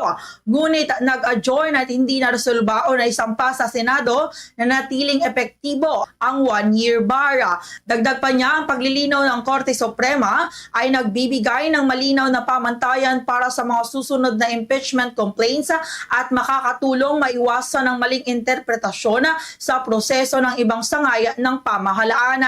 Anya, ang desisyon ng Supreme Court ay nagtatakda ng mahalagang precedent para sa mga impeachment complaints sa hinaharap, partikular sa kung paano ipinatutupad ang one-year bar rule sa ilalim ng saligang batas. Una ay kailangan intindihin po natin na ang trabaho o ang poder ng Korte Suprema under Article 8 ng ating saligang batas ay sila yung mag-iinterpreta. Sila ang magsasabi kung ano ba ang ibig sabihin ng batas o ng saligang batas. Alalahanin natin, nakalagay din po sa Article 11 ng ating saligang batas na isang impeachment complaint lang ang kailangan talakayin ng Kongreso sa loob ng isang taon. Yan ang ulat mula rito sa Bombo Radyo Kawayan. Para sa Bombo Network News, ako si Bombo Marjorie de la Cruz, and this is Bombo Radyo Philippines, the #1 and most trusted source of news and information. Basta Radyo, Bombo! Dako tayo dyan sa may probinsya po ng Albay, mga kabomboy, sa pong miyembro ng New People's Army ang inatake raw sa puso habang tinatangkang tumakas mula sa combat operations ng mga sundalo. May update ang Bombo Radyo Legazpi. Binawian ng buhay ang isang kasapi ng New People's Army matapos umano itong atakihin sa puso habang tumatakas sa combat operations ng mga kinauukulan na ayon kay 9th Infantry Division Public Affairs Office Chief Major Frank Roldan. Sa naging panayam ng Bombo Radyo Legazpi, napuspusan ng pagsasagawa ng mga operasyon ng 49th Infantry Battalion at ilang ulit ng muntik na makasagupa ang grupo ng naturang biktima kaya nagtatago at tumatakas ang mga ito. Ang naturang miyembro ng New People's Army ay kasapi ng Sub-Regional Committee 5 ng Bicol Regional Party Committee. Binawian ito ng buhay habang kasama ang kanyang mga kagrupo. Dagdag pa ni Roldan na tinangka ng mga kaanak nito na ibiyahe ang bangkay mula sa barangay Balulo sa bayan ng Ginubatan upang ipakremate sana, subalit na harang ng mga kinauukulan. Kaugnay nito ay muling nanawagan ng opisyal sa natitira pang miyembro ng Bicol Regional Party Committee na sumuko na dahil wala na umanong saysay ang kanilang mga sakripisyo at upang magkapagbagong buhay na kasama ang kanilang pamilya. Kasabay nito na nanawagan kami doon sa natitira pang miyembro ng grupo na magbalik loob na sa pamahalaan.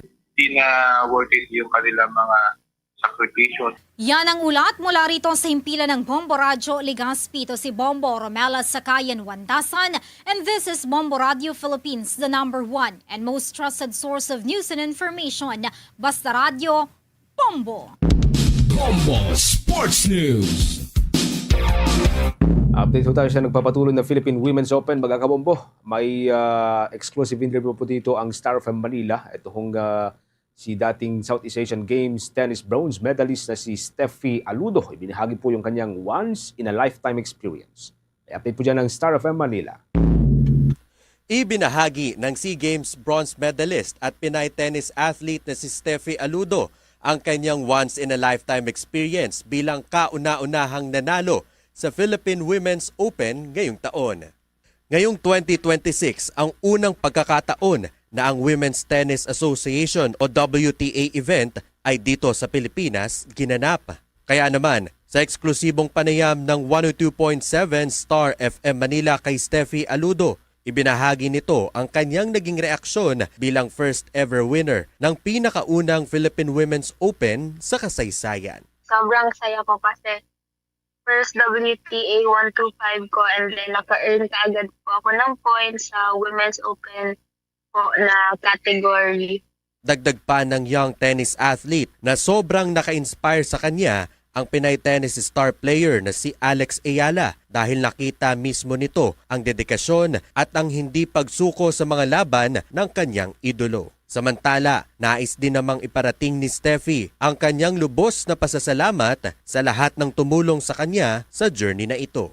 Gusto ko lang magpasalamat sa family ko na nasa Treltos, Philippine Tennis Academy, sa mga coaches ko dito, sa Province of Agusan del Sur, Municipality of Trento, Mayor Kit Calvez. Yan po, maraming salamat po talaga sa suporta ninyo. At yan ang balita mula rito sa 102.7 Star FM Manila. Nag-uulat, Star DJ German Bolero, and this is Bombo Radio Philippines, the #1 and most trusted source of news and information. Basta Radyo, Bombo! Tuloy-tuloy lamang po ang pagsubaybay mga kabombo sa ating pong 32 fully digitalized AM at mga FM station gamit ang ating mga social media page tulad po ng Facebook, YouTube, TikTok at maging sa Bombo mobile app. Pagkatapos ng Bombo Network News, pwede po ninyong subaybayan ang mga programa ho ng ating mga provincial station gamit yung kanilang sariling social media pages. Sa Mindanao area, sa mga kababayan po natin dyan sa may Davao Region, nariyan po Bombo Radio Davao at Star FM Davao. Dyan sa may Cagayan de Oro City at mga katabing lugar, ang Bombo Radio Cagayan de Oro. Para ho sa mga Butuanon, nariyan po ang Bombo Radio Butuan. Diyan sa may General Santos, sa may Sarangani Province at mga katabing probinsya, ang Bombo Radio General Santos. Sa mga hindi Gayon speaking naman, nariyan po ang Bombo Radio Coronadal. Para pa rin sa ating mga listeners and viewers sa bahagi ng Bukidnon area, mapapakinggan at mapapanood ang Bombo Radio Malaybalay. Para naman sa mga Chabacano nariyan, ang ating news, music and entertainment station ang Star FM Zamboanga. Sa Zamboanga del Norte, nariyan ang Star FM Dipolog. Sa Central Mindanao and Bangsamoro Region, nariyan ang Star FM Cotabato. At bago tayo magtapos, narito ang ating oratio, Imperata for Peace. God, our Heavenly Father, Lord of peace and justice, we humbly come before you during this time of escalating geopolitical tensions in our part of the world. Through the years, you have sustained our faith in you as a nation. It is our faith in your divine providence that has made us survive the countless natural and human-caused calamities that have come our way in our history as a people. Spare us, Lord, from the horrors of war. Hear our pleas as we cry out to you. Have mercy on us, Lord. Rescue us from the malevolent forces that influence world leaders. For we believe that our struggle is not against flesh and blood, but against the rulers, against the authorities, against the powers of this dark world, and against the spiritual forces of evil in the heavenly realms. We pray for your leaders entrusted with making crucial decisions for our nation. We place all our hopes in you, seeking your forgiveness and mercy for the times when our fears and suspicions have tainted our perceptions with ethnic biases and prejudices verging on racism. We earnestly pray, Lord, that you make us instruments of your peace. Where there is hatred, let us bring love. Where there is injury, pardon. Where there is doubt, faith. Where there is despair, hope. Where there is darkness, light. Where there is sadness, joy. Through our Lord Jesus Christ, your Son, who lives and reigns with you in the unity of the Holy Spirit, God, forever and ever. Amen. Our Lady, Queen of Peace, Pray for us. Saint Michael the Archangel, Pray for us. Saint Joseph, Pray for us. Saint Francis of Assisi, Pray for us. Saint Lorenzo Ruiz, Pray for us. Saint Pedro Calungsod, Pray for us. Yan na pong kalipunan ng ating balitaan para sa Bombo Network News, ang back-to-back winner sa Catholic Mass Media Awards bilang Best News Program. Mula dito sa News Center Makati, this is Bombo Radio Philippines, the #1 and most trusted source of news and information, Basta Radio. Bombo! For the most trusted source of news and information, visit our website at www.bomboradio.com. Follow us on Bombo Radio mobile app, Facebook, YouTube, TikTok, and X, formerly Twitter. Like, share, and stay connected. Anytime, anywhere. Kuno sang vape. Ganit so happen nga na timingan gid nga manghod niya nag-uyat gin dakop sang mga agents sang ICAS. O galing kay naglibog lang ulo sang magulang among nagpabombo kay nga 3,000 pesos gid ang sukot sa iya sini nga manghod kag sa kaupod ya 3,000 pesos man, so 6,000 na pesos gid. 6,000 tanan.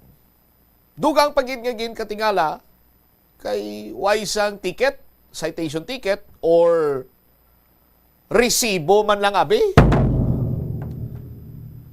nga ihatag sa ila. Kag sa pangkamilugan, kung madakpan ka sang ICAS, dito mo niya i-settle sa may Iloilo City Treasurer's Office.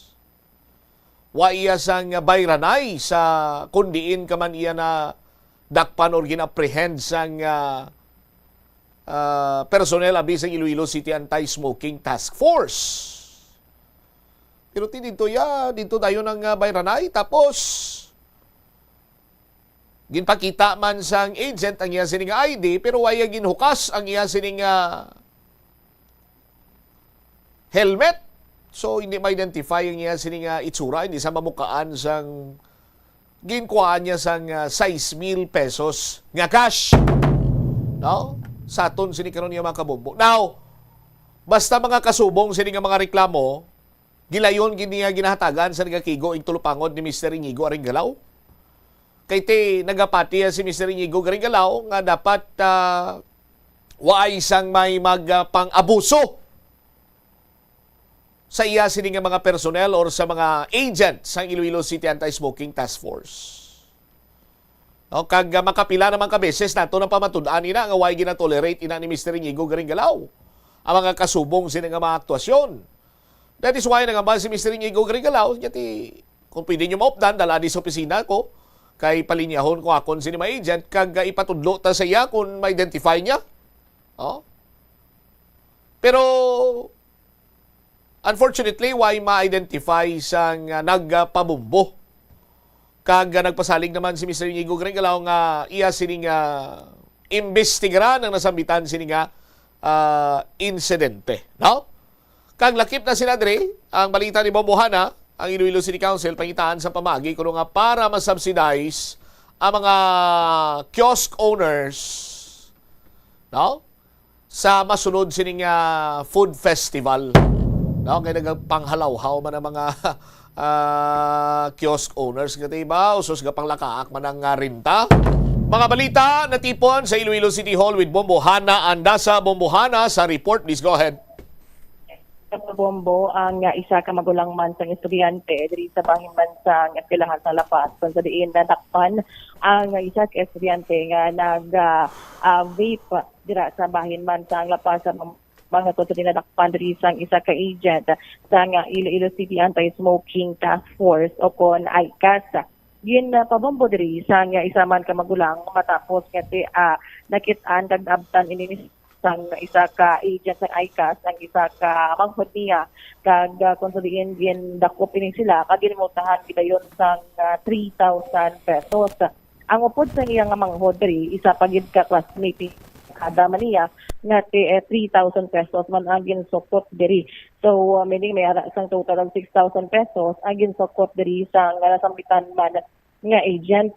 Nagpahayag diri ang isa ka naluoy kag mahidi man diri manghod bangod nga sa kapigaduhon 3,000 pesos gid ang ginsukot sa ila kag daw nag-testing naman kuno ini nga mag-sip abikavate but not the reason nga hindi na pagdakpon nga kumbaga nag-sip lang ini kay tinaktuhan gid sang ICAS nga nag-vape man siya ini bombo chama dugang man diri threat sa sila kuno kagin tahog nga preso kung hindi magbayad. The first kuno diri nga dakop gid sa tingala gid nga 3,000 pesos and nag-mention man gulang nga abi ko 500 pesos ang inang first offense but then sa idalo man sang ordinansa 1,500 pesos gid ang bayad kung una ikaw nga nadakpan sang ICAS nga nagapanigarilyo kag man diri sa syudad sang Iloilo. Ini ang kabahin sang Regulation Ordinance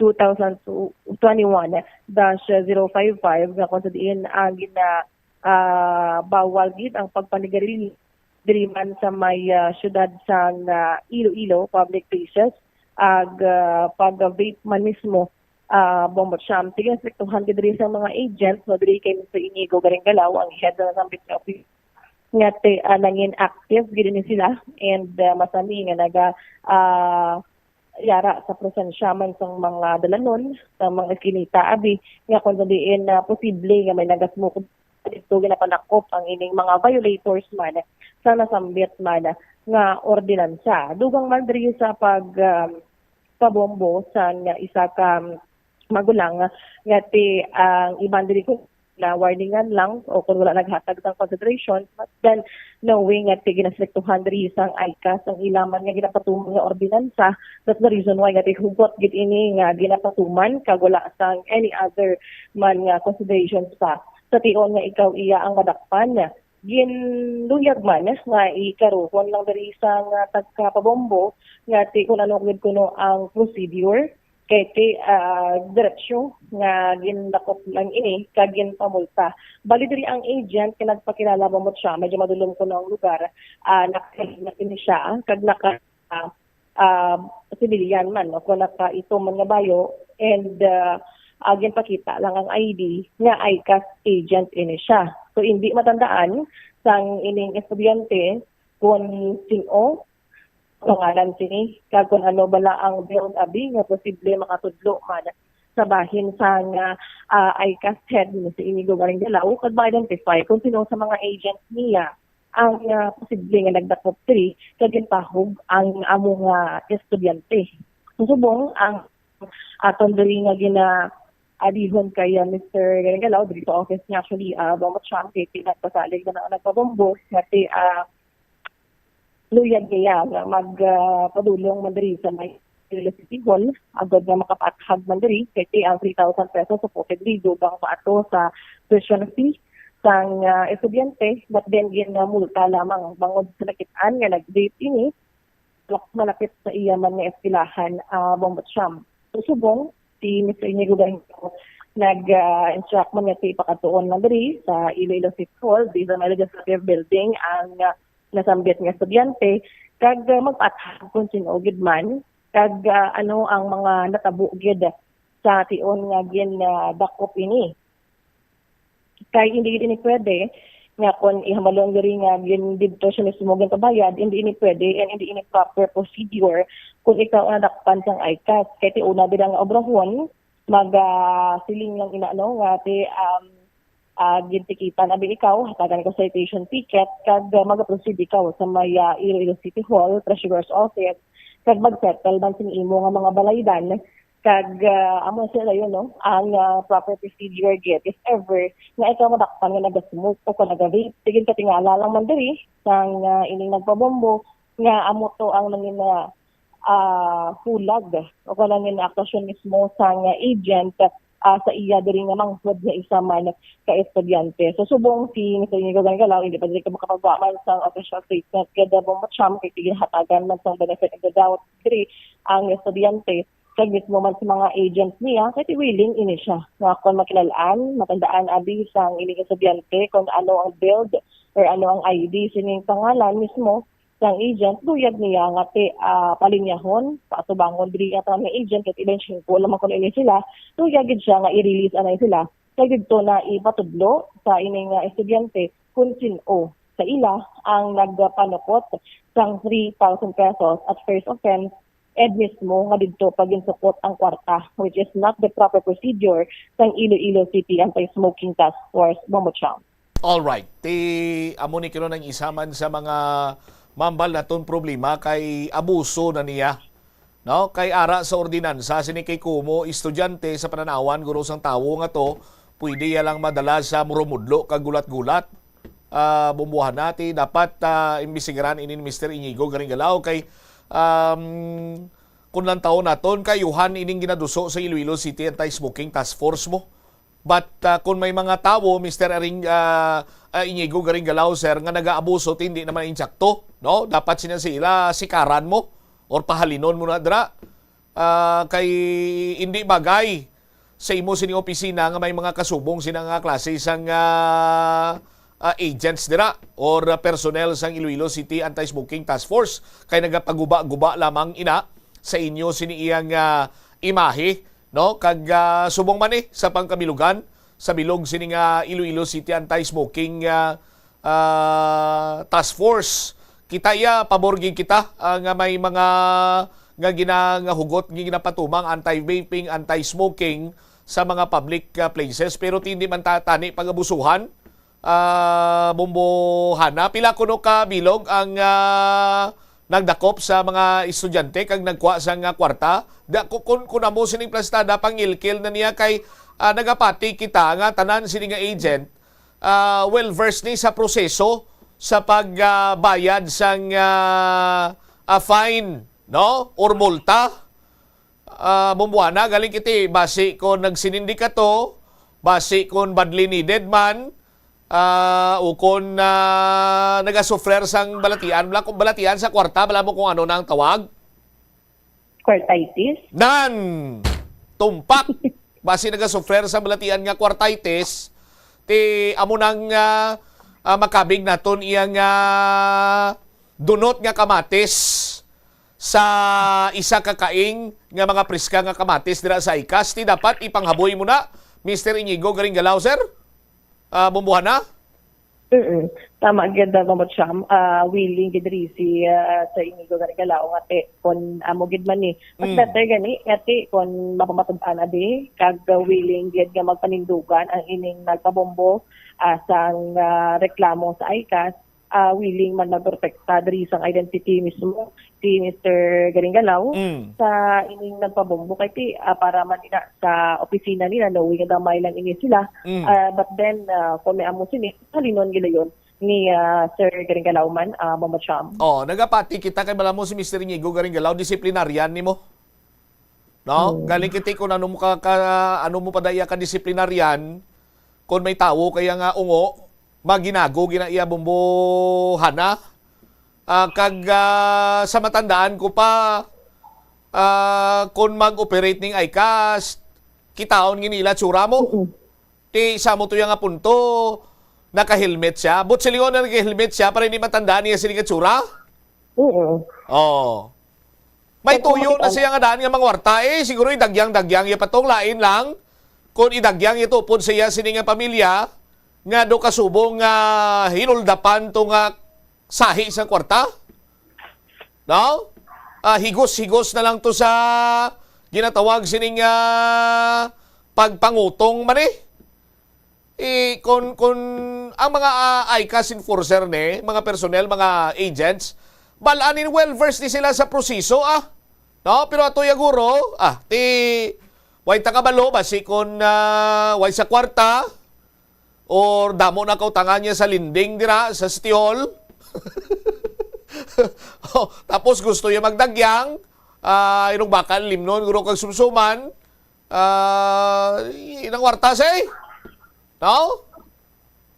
Bumbuan na, ti paslamat lang siya, kay hindi na madumduman sa bata to, pero, bisan pa paano, sa aton sila makabombo, ti nagkakadapat, imbisigaran ginisang ICAS, kag kabalo kita, nga sabay 5 ni ka mga agents ni 1, 2, 3, may nakakilala, kag nakabalo, sang ginimo, sa ilang siling upod, bumbuhan na? Yes, tama gid Mama Cham. So mo kay sa mga opisina ng ICAS gid nakadulong naton kan i-check bala basi may nagkadto naman diri nga ining mismo nga persona nga nagpabombo but so far wala pa man kay ti kaginato daw problemado gid ang nagpabombo sini Mama Cham kay ti in-question pa kuno kag halin pa sa pinangibudlayan sa ginikanan nila ang ining 3,000 pesos but kwaon nan isa pa na bumbuhan na, ang punto pagid first offense, 1,500 nga na, nukot siya 3,000, may tuyogin siya nga mga warta May tuyogin siya nga mga warta, hungod gito yan sa buot. Amo gid Bomba Cham, kag knowing nga kung mag-operate ni sila nga mga ICAS, wala na sila sang tabon, wala sila sang why na sila yung kapanabon? Kay ti, ang husto-husto mo, amo man ang gusto ni Mr. Inigo Garinggalaw, gusto lang. No? Pero tiya, hungod gidya sa bot, kag tuyo, yun na itong mga warta Kasi kung natutuod nga magpalakop lang siya, tayo na kay reform, wala na helmet. Kag di bla, ano to ang balsang nagpabumbo ni, nakaitom lang nga bayo? Di bla, may mga uniform niyang anti-smoking task force sa agents? Oh. Di mo na? Nang warta lang to? Oh. Amo gani. Mamacham. Ti, kung may imbisigar, singigo ka rin galaw, ti siguro ka pamati maning City Mayor's Office. Mayor! Oh. Base kung mapanasig ni mong investigasyon, Mayor Inday Raisa Triñas, ma'am? Oh. May nangwarta naman to. Hamakon mo, estudyante. Paiputon niya sa 3,000 pesos, 2 lang bilog. Inong bayad pa ito kung hospital, Mayor, na truma tong bata, oh. Oh. Dapat within the day or tomorrow, matumod na ni kung sino ng kwartaitis ng kung membro gimana sa or agent gimana sa sanya anti-smoking task force kag mapahalin na da. Oh? Or base bla nagpropakilala lang to yung ICAS manaw. Oh. Iprotugyan tani bisigaran kag dapat by tomorrow may result na ni bumbuhan na. Yes, tama. Gid mo siyam. Subong pa lang man, imbita na sa ICAS, no? Ang ining pabombo. Kasi magkadto sa opisina, kaga dito na mag-speaker man ang ining estudyante sa iya inagyan sa isa ka agent. Kasi gilayon nga solusyonan ang reaksyonan mismo sa city government and ICAS, no? Ang ining mga nasambitan nga ahente, if ever, matuod iban ina mo siyam. All right. Sa dugang pa nga mga balita di sa Iloilo City Hall, ang Iloilo City Council, si Majority Floor Leader Rex Marcos Sarabia nagpahayag nga kinahanglan na pagpangitaan sang pamaagi kung paano is subsidize ang mga food stalls sa tion sa Dinagyang Festival 2027. At duman nga madamo sang mga reklamo kag side comments man diri sa bahin sang food festival sa Dinagyang bangod sa tuman ka mahal nga renta sa kada kiosko nagalabot sa 18,000 pesos ang renta diri good for 4 days, but then tuman ini ka mahal para man sa mga nagabaligya kag mismo sa mga bumulakal kay kon mahal diri ang renta ginapamahalan man sa mga vendors sa ila diri nga mga baligya agud nga makabawi man sa ila diri nga ginbayad sa renta sa kada kiosko abang siya manuduman nato nayara sa 200 plus man ka mga food and non-food stalls ang ginplasta dira sa mga Delgado to Valeria Street and Solis Street bilang kabahin sa Dinagyang Food Festival and inisgatanar fairly nga nagbayad man sa 18,000 pesos bilang renta sa kada kiosko. Susubong ginapangitaan man sa pamaagi sa Iloilo City Government kung paano ini ma-improve, mas mapalester pa ang ining mga bayad sa nasambitan man nga food stalls. Dugang man diri sa isa man sa ginmensyon ni Councilor Rex Marcos Sarabia nga basi magpasar sa isa man ka ordinansa kaangot naman diri sa pag-implement naman sa mga establishmento nga gina-require bala ang customer nga mag-present ng mga resibo o pay fees before nga mag-allow sa ila sa paggamit sang restroom. Isa man ini sa mga gintackle diri ni Councilor Sarabia Bamosyam kay kadamo bala sa mga nag-arise nga problema sa tion sa Dinagyang Festival at not only diri sa food kiosk but also dugang man diri sa mga paggamit ng mga restroom nga kung sa diin, siyempre gutok na yung mga portalet, gusto pa mga establishmento. So may ara ko no, sa mga reklamo nga nabaton. And gidiri si Councilor Sarabia, nga mga establishmento kuno nga nabaton nila, nga nag-require sa resibo, kagbayad abi sa counter, nga isa magamit sa mga restroom sa tion sa Dinagyang Festival. So diri, ginakonsidera man sa konsehal nga mag-propose man sa ordinansa agad nga taton na ang ining practice sa mga establishments nga kinahanglan gid dapat maging baka gid ikaw sa ila before ikaw makagamit sa restroom. Kaya sa iya, it's only 2-day event celebration nga kung sa diin gina-explore man sa tanan man nga mga bisita ang syudad sa Iloilo. Kag kuno makaguba man ini sa imahe sa Iloilo City as sa tourism. Abi nga bahin, bangod nga may amuka sinigilit ng mga gina-require ang kada establishmento isa magamit sang mga restroom nila Bamosyam. Ibabati natin mga pahayag ni Councilor Rex Marcos Sarabia sa dugang sa informasyon. May rental fees, for example, mahatag bi ang syudad bi kupila ang ilang operating expenses or what tunga sinabi ay iya ka syudad. Or let's explore. There's so many ways to kung rental fees na i-shoulder sa syudad. Probably a portion of that. So, lataon-ta ko na numayo Is it legal? Well, katamo sang sa legality pwede ta man natunan. Kadamo sa mga expenditure ganit na related sa event. I'm sure may ara gina sang basis.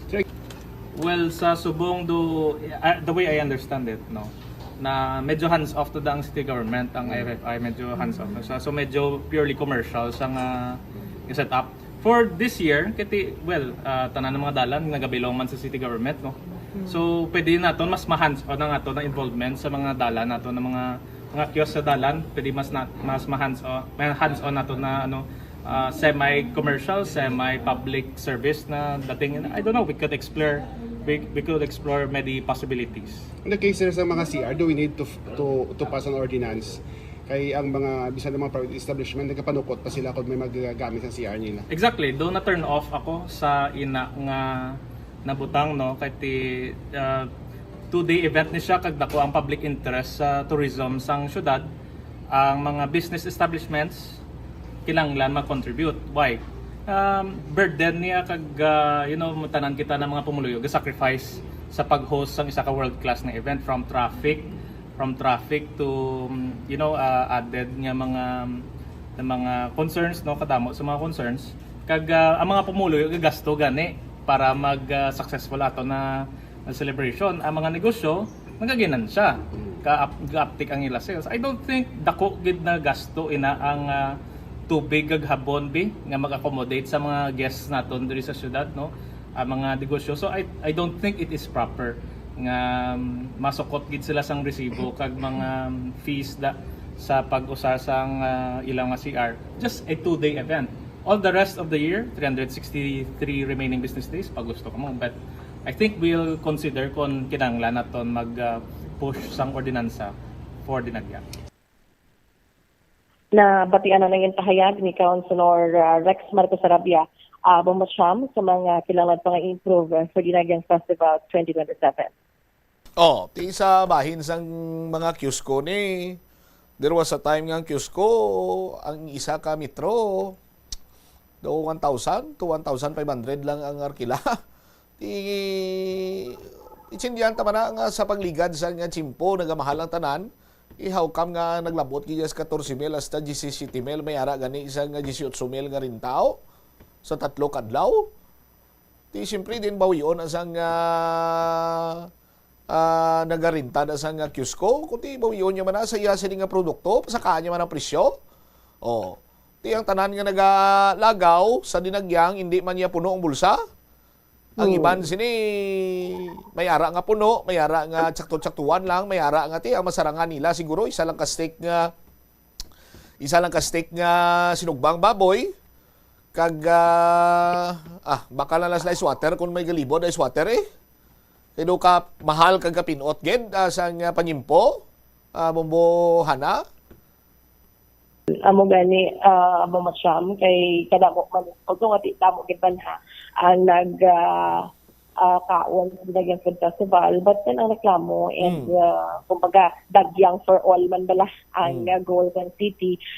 So dagyang for all ang bilis ang sinugbang pitso daw bulawan. Amo gani ang bangros 300. Ang bangros 300? Okay lang na iya kung ang mga upod mo lagaw-lagaw kag kanto sa mga food festival ni Biyang kilala ni Bumbuhana nga why niya galantaw sa presyo kung gusto mo magkaon ordira lang bayranta. Di bla Bumbuhan? Amo gid. Iniman ang natuligid sa mga tanan man. Galing kung kisa magamba ka nga bangros tag 300 lang taon mong bangros basi bla kon elementary pa lang nga bangros. Why pa graduate high school? Why pa tapa high school bla Bumbuhan? Amo gani. Ini man isa sa mga ginreklamo kung champion ito hindi kita makakita lang bangros 300 gid. Ang mga soft drinks kag mga rice nila 40 pesos and up. Aragoy. Tag 40 ang rice? 30 to 40 pesos. 30 to 40? Aragoy. Ano man itong ekspresyon ako naman, karon makabati din kilala ko. Ang basa, aragoy ka sa 40 pesos ka serving sa rice. Ano ga, pamigado ka nga. 40 ang 40 ang rice? 40? No. May ara ang mga stalls mo siyam, 30 to 40 pesos ang serving. And sa soft drinks pa lang sini, layo gidi ang antad, additional 20 pesos abi sa isa ka 1.5 or 15 pesos man yung additional nila. Tagpilang 1.5 nga soft drinks. 1.5 is 1 liter and 500 ml, no? Pila? Subong do mga santo sa food fest. Di ko matandaan kiti sa bagay kiti ikaw order ka man lang yung kagabay ka man yung pamangkot sa presyo. Sauce. Gatudlo. Oo, so amo na mo siya ma. Overall mahal gid ko no ang mga presyo sang kapitan man ng mga pagkaon sa food fest. Although nagpahayag si Mr. J. Trenyas na hindi nila ma-regulate ang pricing, but then base sa bahin sa city council or city government ni mo nila nga mapalubuan o kan ma-subsidize abi ang food stalls naton for next year. All right. Ini si Bombohana Mendoza Andasa, and this is Bombo Radio Philippines, the #1 and most trusted source of news and information. Basta Radio, Bombo. Salamat kinda Bombohana Andasa. Una, sa isyu sang pagpanukot. Kita naman naton nga may ara sang sala. Hindi insakto kag wala nagsunod sa proseso. No? Nagamonitor ang spokesperson ni Mayor Inday Raisa kag naghambal si Miss Joy Gursal nga ipalabot sa alkalde kag kung ano pagin ang mabulig, no, particularly sa estudyante to, no, sa aton sining mga kabobo, ipa-fast track ang investigation para nga matumod ining nasambitan karon iyang nagapakilala sini nga ICAST agent, no. So sa aton sining mga kabombo, kung hindi kayo mapaiway kag nadakpan ka, una nga tandaan sinini mo ang mga ICAST agents na why na sang tabon sa itsura. No? Kag pwede nyo na kung may tabon man sa itsura, naka-uniform na sila, may mga ID, pwede nyo na ma-request, sir, pwede mo makuha ang imo sining takop sa itsura mo or kung whatsoever, dira. And first offense is 1,500 pesos fine or up to 3 days of imprisonment. So, kung una mo palang offense, 1,500 na ina. No? Ang second offense is 2,000 ka pesos.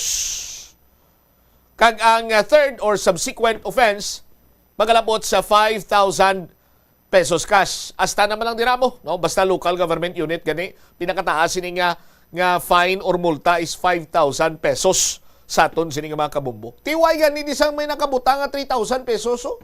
But silingon may tuyo gituya nga mangwarta. Sa aton sini karon iya nga mga kabumbo. So dapat padasigon ni nga pagpangusisa, balaan sa iban sina nga mga agents nila kung sino sa aton sini nga mga kasimanwa. Hindi naton pag i-tolerate inang sahi isang buluhaton kaya mo na nagaguba sa imahe isang ICAST, no? Maayong performance ang ICAST, ginatingwaan nila nga mag-inspoke free ang syudad sa Iloilo. Now here comes siya kay nagasufler sa balatian nga kwartitis. Ginkwarta niya to yang duha ka mga estudyante, kaluluoy man to. Inog pa enroll pa kung tani itong nila or inog bayad sa eskwelahan. Next, sa bahin sang food festival, tama ka mahal sang tawag si gani. Renta, pamahalan man na sang mga nagarinta dira sa ila sining baraligya Tapos ang problema tapag inti kalayo-layo sa CR. Although nga mayara sang libre siniyang mga portalets ang area dira, pero kung magutok, lawig pa yang alinaktanay. No? Sa aton sin mga kabumbo. Unlike yang kung sa Plazuela ka, lapit ang CR, clean, no? Clean toilet clean comfort room. Oh. Sa aton sini nga mga kabumbo. No? Kag sa presyo ti hindi man mag siling yang mahal sa plaswila. Kasarangan gid tama. Sa aton sini mga kabumbo kun food fest mo lang, sugba man lang katuan mo ti plaswila. May parkingan. Damo-damo gwardiya. Clean toilet. Oh. Kagkasarangan gid ang presyo sa mga ginabaligya to. Oh. Sa aton sini mga kabumbo. Tikon magpadayon iyang amo sini ang sitwasyon sa mga food festival diri sa downtown area nga pasaran pa sa ordinansa sa city government nga dapat bukas sa mga CR, so on and so forth, no? Tikon maghambal karon na biya mga establishmento komersyal, hindi private kami ang pribado kami ang establishmento. Oh. Tikon hindi sila magpasugot, isaraduhan nyo ang ila sining establishmento. Dapat may bargain ka muna sa ila. Oh. For example, may discount abi sa ila sa nga tax. Siguro ti basi kung magpaminsar ang mga tag-iya sa establishmento komersyal sa aton sini mga tagplamati nga buksan sini nila ila sini nga mga comfort room dira nang ipagamit sa tion iya sa may food festival kung magdinagyang sa dason tuig. Oh. Ti siguro it's a matter of partnership sa aton sini nga mga kasimanwa pero ti kon nagutukan ka na gidiyan diri sa may downtown area. No? Traffic pa, budlay pa sang pasikot-sikot. Dito ka na sa Plasquilaw. Oh, hindi to ya portalet, CR gito ya, comfort room gito ya. Kompleto, pwede ka to ya kapanghugas, pwede ka kapanghilamos. No? Hindi lang pwede ka paligo, siyempre. Oh. Sa aton sino mga kabubuk. Why to ya bayad? Oh, kag clean to ya ang toilet, kag ang urinal. 35 minutos na kaligad sa Tacna City Calona. Pagbalik nato na Banwa dugang paginsining mga balita kag impormasyon. 46 ka mga chief of police gin-relieve sa pwesto diri sa Western Visayas. Pagkatalusan na ini sila kuno sa ila sini iyang pagpungko bilang mga chief of police sa tagsa sini ka mga police station. Sanday sino ini? Balikan ta matapos ang pila ka importante nga mga panumdumon. Kadungan sang pagtigulang, nagataas man ang risgo sang vitamin deficiencies nga nagatugas sang physical kag emotional changes. Santo sa isa ka scientific study, ang B vitamins ang importante agod nga mag-function ang body cells nga nagabulig sa metabolism, paghimo sang bago nga blood cells kag nagabulig sa pag-maintain sang healthy skin cells, brain cells kag body tissues. Magluwas sa supplements, lakip sa mga pagkaon nga bastante sa vitamins sa moang karne, whole grains, prutas, gatas, cheese kag mga ulutanon.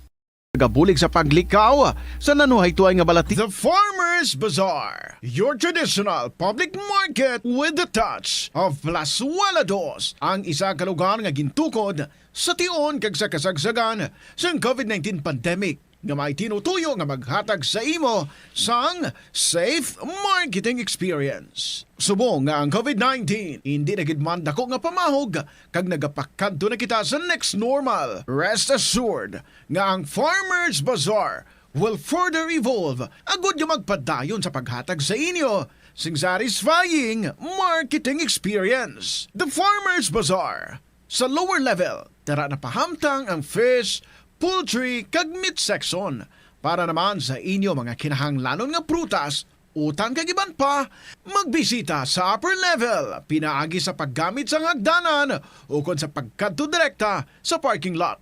The Farmers Bazaar, your traditional public market with the touch of Plazuela Dos. Nagabulig sa paglikaw sa nanuhay tuay nga balatian ang simple nga pagkaon sang citrus fruits kaangay sang pomelo nga puno sang powerful immune boosting antioxidant. Ang pomelo ang puno man sang lycopene, isa ka anti-inflammatory, anti-aging antioxidant nga nagapanami sang supat. Ang duga naman sang panit kag dahon sang pomelo ang natukiban nga makapatay sang cancer cells kag nagapalikaw sa paglapta sini sandig sa test tube studies. Yari ang mga importante kag praktikal nga mga pamaagi agon makakinot sang tubig. Sa kusina, magamit sang yahong ukon labador sa paghugas sang mga ulutanon ukon prutas. Magdesignar sang baso ukon water bottle agud gamiton sa bilog nga adlaw agud indi magsigi panghugas sini kada matapos ang pag-inom. Kung aksidente nga may nahulog nga ice ukon yelo, indi ini pag-ihaboy. Sa baylo, ibutang ini sa mga masitera sang tanom. Kung may bilin man nga yelo o kung tubig sa baso nga ginimnan, tipunon ana ini sa balde agud ibunyag sa mga tanom antes hugasan. Paano ba lamang kalikaw sa aksidente sa dalan? Plus Wala di Iloilo, Billboard of Activities for January 25 to 31, 2026. Rock and a wide variety of your favorite songs will once again be yours sa uling Sabado sang bulan, Enero 31. Kaupo ng Valhalla Band sa concert at the Plaza, blasting of alas 6 ang gabi. Sa tion sa musical show, napulo ka mga matahom nga Plus Wala di Iloilo, special edition mugs kag madamo pangaiban ang igaparafol sa mga suki sang Plus Wala di Iloilo. Sa Pebrero 1, Domingo, ginaagdang tanan nga mangin kabahin sa Eucharistic celebration nga pagkahiwaton sa El Puente or the Bridge sa mga adlaw alas 11 sang aga. Sa tion sang Holy Mass, ipangamuyo naton sa Ginoo nga iyatandugo ng kasing-kasing sa mga tawo nga involved sa anomalous flood control projects nga pamatian ang panawagan angot sa restitution. Plus Wala di Iloilo, we remain to be one with you in the common hope for a better community and a progressive country in 2026. Maneho. Una, likawan ang masaming nga pagsaylo sang linya. Ang swerving o kung pagsaylo sang lane sa isa ka delikado nga maneuver nga masamig ginatunaan sang bunggo anay. Kung himuon ini, siguraduhon nga may bastante ang oras kag espasyo. Ikaduha, i-check ang blind spots. I-check ang mirrors kung clear ang alagyan. Magbalikin o kung maglantaw sa nagaagi sa ibang nga anggulo agud makasigurado nga maathag ang alagyan. Murad Iloilo, Philippine Standard Time, 40 minutos na nakaligad sa takna siningalaw na balik na dire sa pagpangalagan karon sa Bombo Aray sa udto sa DYFM Bombo Radyo Iloilo. Standby sa kay Bombo Krill Amiliasa. 46 ka mga Chief of Police diri sa may Western Visayas pang relieve sa pwesto. Dagdagan sa reassignment memorandum. Sa aton sini nga mga kasimanwa kag ti laumantang sa mga masunod sini may nadlaw, may mga bag-o na nga Chief of Police diri sa bahin sang syudad kag sumungman sa probinsya sa Iloilo sa mga kabanuhanan. Bombo Krill sa report, please go ahead. Ginpang relieve kag igari assign ana 46 tanan ka mga hepe sa diri na sa rehiyon sa Western Visayas sunod sa ginpapanaog nga issuance of orders of reassignment kag naaprubahan nga resolution na 202601 sa nagligad na January 27, 2026.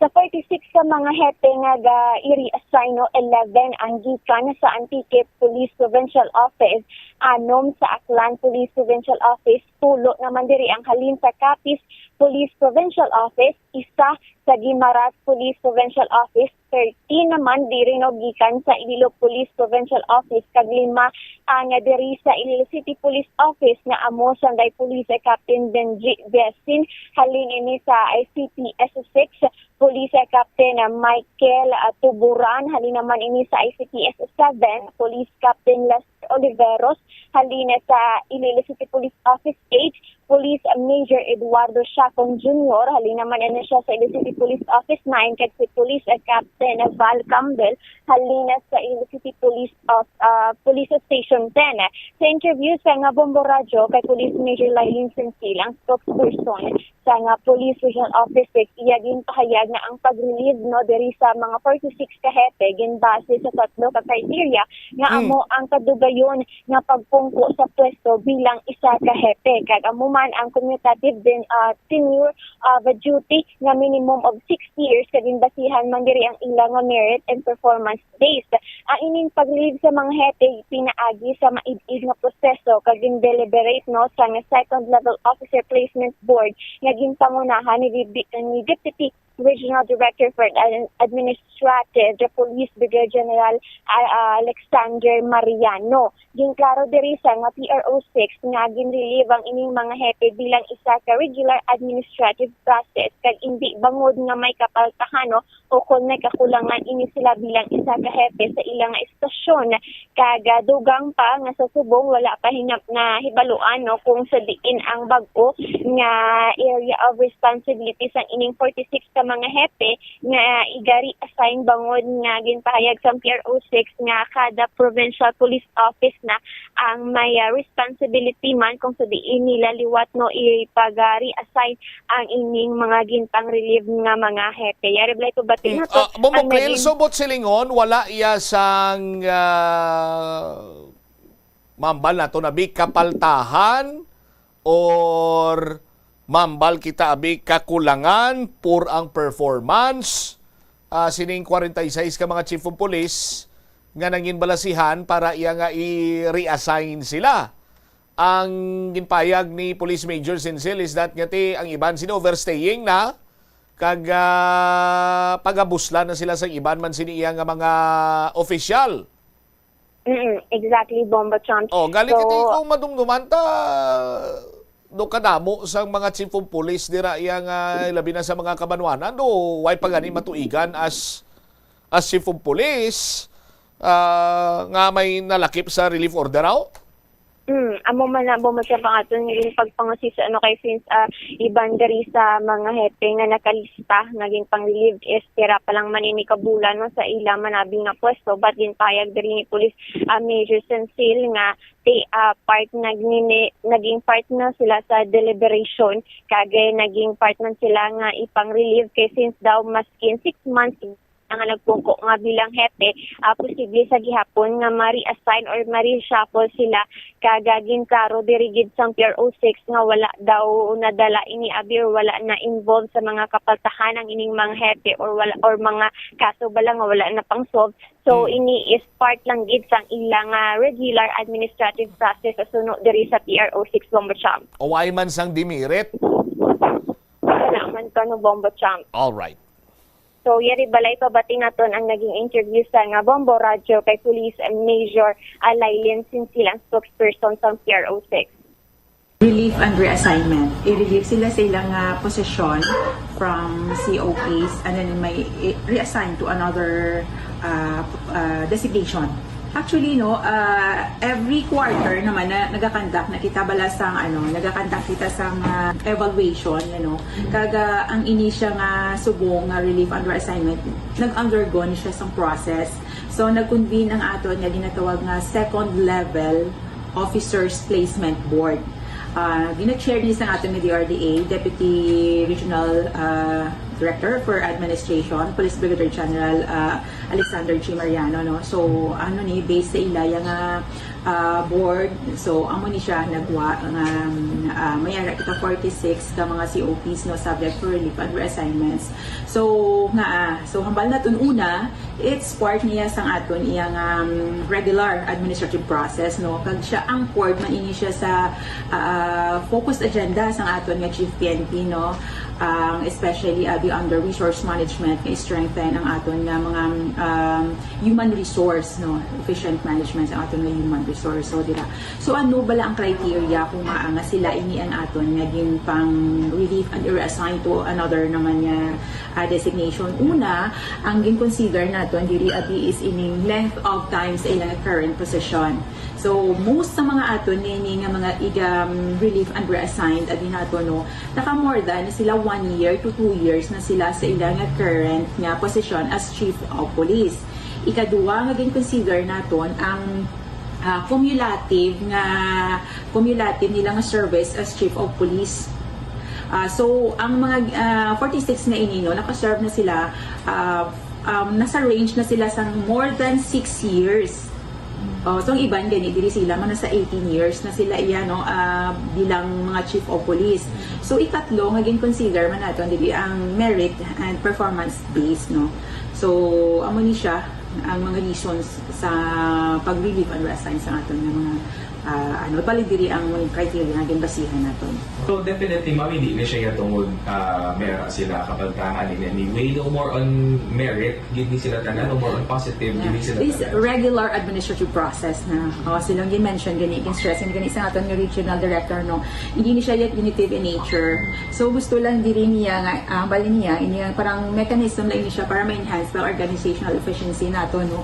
And then kag ma-prevent ang familiarity bala naton sa isa ka lugar, at least kay kisiling nato ng iban sila sa ilang manog 2 years na sa ilang posisyon as chief of police. So, may nakita mo diin at paano ni sila abi ang next nilang area of responsibility, ma'am? Ang mag-implement sini is ang mga PPO na kung diin sila ma-assign. Pero mayari diri sa ila nga ma-assign sa RHQ, diri sa aton sa regional headquarters or sa PPO level nila no. Dito sila ma-assign man. Kag mayara man diri sa aton sa regional headquarters no. Mayara man nga ma-assign man sa field units abi naton. Especially kung ikaw wala pa bala ikaw experience, wala pa ikaw nakaagi nga mga chief of police. So mayara man yung mga naog ang iban sa ila diri naman ma-assign man sa aton. Iban sa ila da ma'am nga based on information lang, do binulan pa lang sa ila tani current designation no. Pero amo man na ma'am no part man ina sa na-mention ta kagina to nga base sa merits or sa dira sila na fall.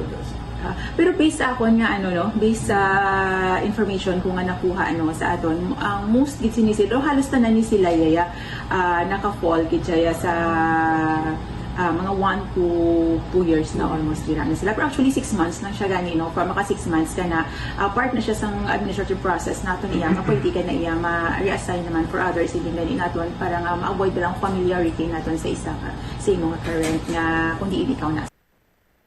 Bombachop aton diri na bataan ang naging interview sa Moboradyo kay Police Major Laging Sincere ang spokesperson sa nga Police Civil Office. So Bombachop sa Lunes no pa ini mahibaluan kung diin abi ini i-reassign or ang bago nga area responsibility sa 46 sa mga hepe since sa Lunes pagahiwaton ang PNP Day no sa PRO 6 diri sa Iloilo kaga diri naton mahibaluan kung diin abi ini sila sign no or diin ang ilang nga bag-o nga istasyon man kag at the same time gina-make sure man diri sa PRO 6 nga ati ang ilang nga serbisyo kag dedikasyon sa ining mga hepe hindi wala malain o kung magapadayon sa gihapon sila nga magserbi para sa publiko. Bombachop.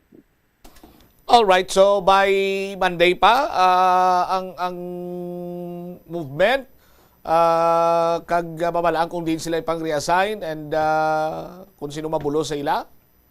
Exactly, Bombachop. So, ang pag-relieve sa ila no effective siya subong lang adlaw January 30.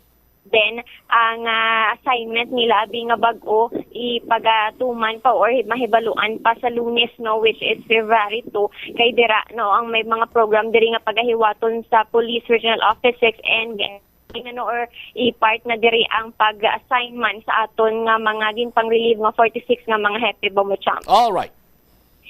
Mga balita diri gikan sa Police Regional Office 6 ini si Bombo Crepanisares Meliaza and this is Bombo Radio Philippines, the number 1 and the most trusted source of news and information. Basta Radio Bombo. Salamat kid Bombo Krill Meliaza sa imo siniiyang report. So police station number 9 sa city. Si Sir Siakon, relieve, si Sir Campbell, si Sir Dicen, sino pa yun yung ibanding ginpang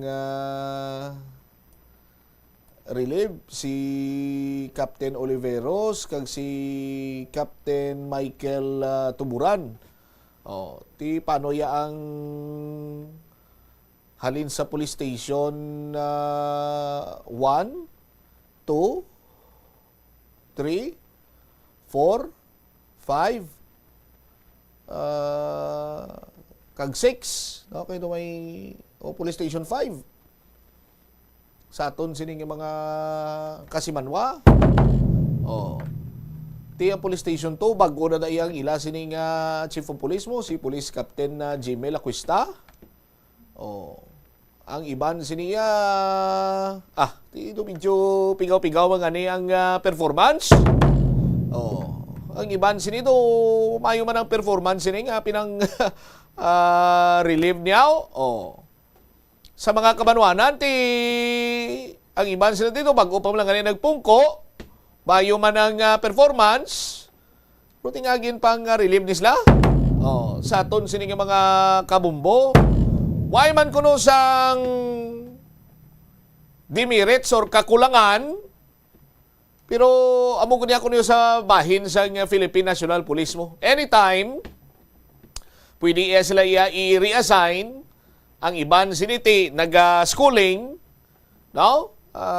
That is why nga kinanglan may bag-o sining mapungko dira bilang Chief of Police. Ibantayan ta kung saan sinoy ning mabulosa. Sa aton sining mga kabombo. 53 minutos sa kaligan sa tak ng alauna. Hingagawon ko uli nga report kaupod sa kay Bombo Jomar Villa. Ining mga pavement markings bala ginakangawaan kay nagakapanas na sa aton sining mga kabombo. Hambal sang pila ka mga kauturan naton sinya magkapila ka ni kabisis na tabo nga may pavement markings na gid, particularly pedestrian lane, bungguan gyapon sa pedestrian lane mismo no pagirahan kon panas na. Check ta si Bombo Jomar Villa siya sining follow-up report. Bombo Jomar, please go ahead. Ginakangawaan sa pila ka pumuluyo ang panas no ang pedestrian lane diri sa may syudad sa Iloilo sa DNT posible makatuga ini sang ginatawag sining aksidente no ibinigiti sa matagadlaw nga mga pumuluyo no ang mga nagalabay sa mga pedestrian lane sa DNT posible makatuga sa aksidente kung hindi mayo no ang mga pavement markings ni Bombo-champ, no? Kag isa gani si nagkakatabo, ti kon panas na, kung ikaw ang nagamaneho da sa salakyan o kung motorsiklo, so may mga tendency na binigid kung baguhanon ikaw, hindi mo ma-recognize nga may aragali sang pedestrian lane, diri, no? Sa aton sa di ka mga kabombo. So, ginparabot naton, ining concern karon sa bahin karon sang Iloilo City Traffic Transportation and Management Office sa pagpungunan ni retired Police Colonel Oldarico Garbanzos, no? Kag sunog ni sa tungdan, isa sa ginakabig nila ning importante no sa tion niya kon ara ikas dalanon nga visible no ining mga pavement marking kaangay sining pedestrian lane suno sa natungdan ang ila sining sini no ang participation pananglitan kung may report sa bahin karon sang mga pumuluyo no so gina-endorso ini nila sa bahin sang local government unit kay balan mo may mga jurisdiction man Bombo-champ no sa tion niya sang pag-manage sini ang ining mga pavement marking binigid ining mga pedestrian lane so no sa iya kung ang lugar no uning mga pedestrian lane kun niya sakop ya sang barangay road o kung ginakabig sini nga city road ti under na ini sa local government unit no sa idalom ini sang city government ang mahayaka sini maka repair sini ti ang city engineers pero pananglitan kung ang mga dalan sakop niya sang national road pati gani secondary road sini under ini sa DPWH so kung Department of Public Works and Highways at kung diri sa aton ti Region 6 no kung mga national roads sini ang pagaistoryahan Bombo-champ ti sa ila sini nga part sang local government unit may mga report na no nga nabaton ang natungdan no nga ginapalabot sa ila no ila binigid sa mga barangay road ti sunugan ni sa iya no may mga ginapatigayon na nga repair ang mga local government unit o kung ang city government sining mga ginparabot sa ila sining report may kantanan sining mga panas sining pedestrian lane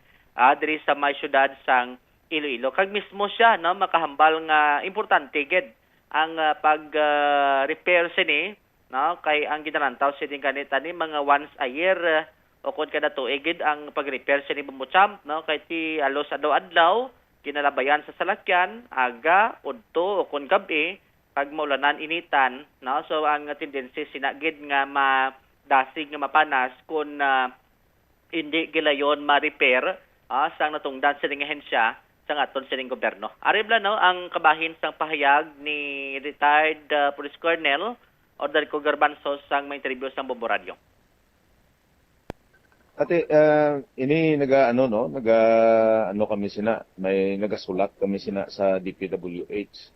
Ang mga aton nga mga maestra sa mga eskwelahan naga-letter na dito sa akon, so redirect ko inang ilang request kung national highway ina or national road, gina-redirect ko ina dito or gina-endorse ko ina pakanto dito sa aton nga DPWH, no? So ang tanan naman iyang mga considered as city road, no, nga may request barangay, may request ang mga stakeholders, gina-direct ko man ina sa aton nga facility conservation office. Amo ini silang nagatanaw kag ang naga-initiate sang action kung may mga available nga mga materials para nga ma-repaint ang inang aton mga pavement or road markings naton. Okay, una sa kamo kita sa city, ano? Din yung mga sakop ka city road na, sir? Oh, well, no, ang aton nga mga city roads, ati ang tanan diri nga mga main thoroughfares diri sa city, ano gid na, no? Iya gid na ang sang DPWH. Ang mga city roads naton ti makita naton ina sa mga barangay, no, naga-connect from one barangay to another barangay. Pero ilisip po na sila, no, ang aton nga mga city roads kag barangay roads.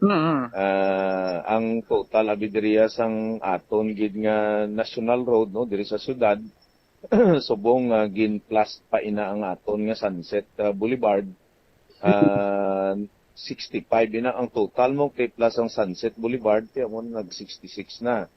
Out of that 66, may ginatawagi kita dayang mga main thoroughfares, no? 8 ina kabilog, and then may secondary kag may tertiary national road, no?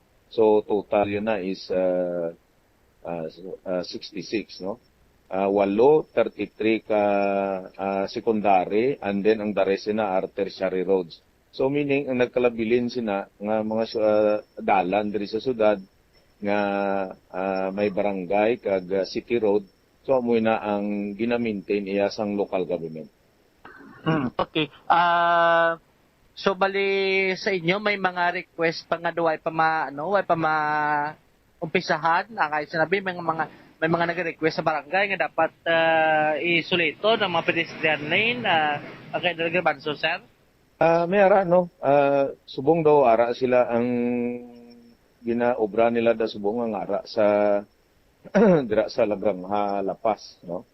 And may mga request man nga ti ginabay nila guro na ginapasunod lang ang work ila nga ulobrahon kag amo na, no, para sa repainting kinanglanon gyud man naton na i-repainting every year since nga after a year abi nagapanas man siya because of the wear and tears, no? Kita mo dalan terminag yan, init ulan, no? So ang tendency mag-fade. Sa mo, ano ka-importante, sir, nga dapat ang mga pavement, especially ang pedestrian lane, visible sa mga motorista, sir? Ano ka-importante ni? Important gina, no? Part ini sang aton nga traffic signages. Nakita naton nga may mga signages kita nga ara yan naka-fix, no? Nakabutang sa aton nga mga sidewalk, may ara man nga naka-clip, no, sa aton nga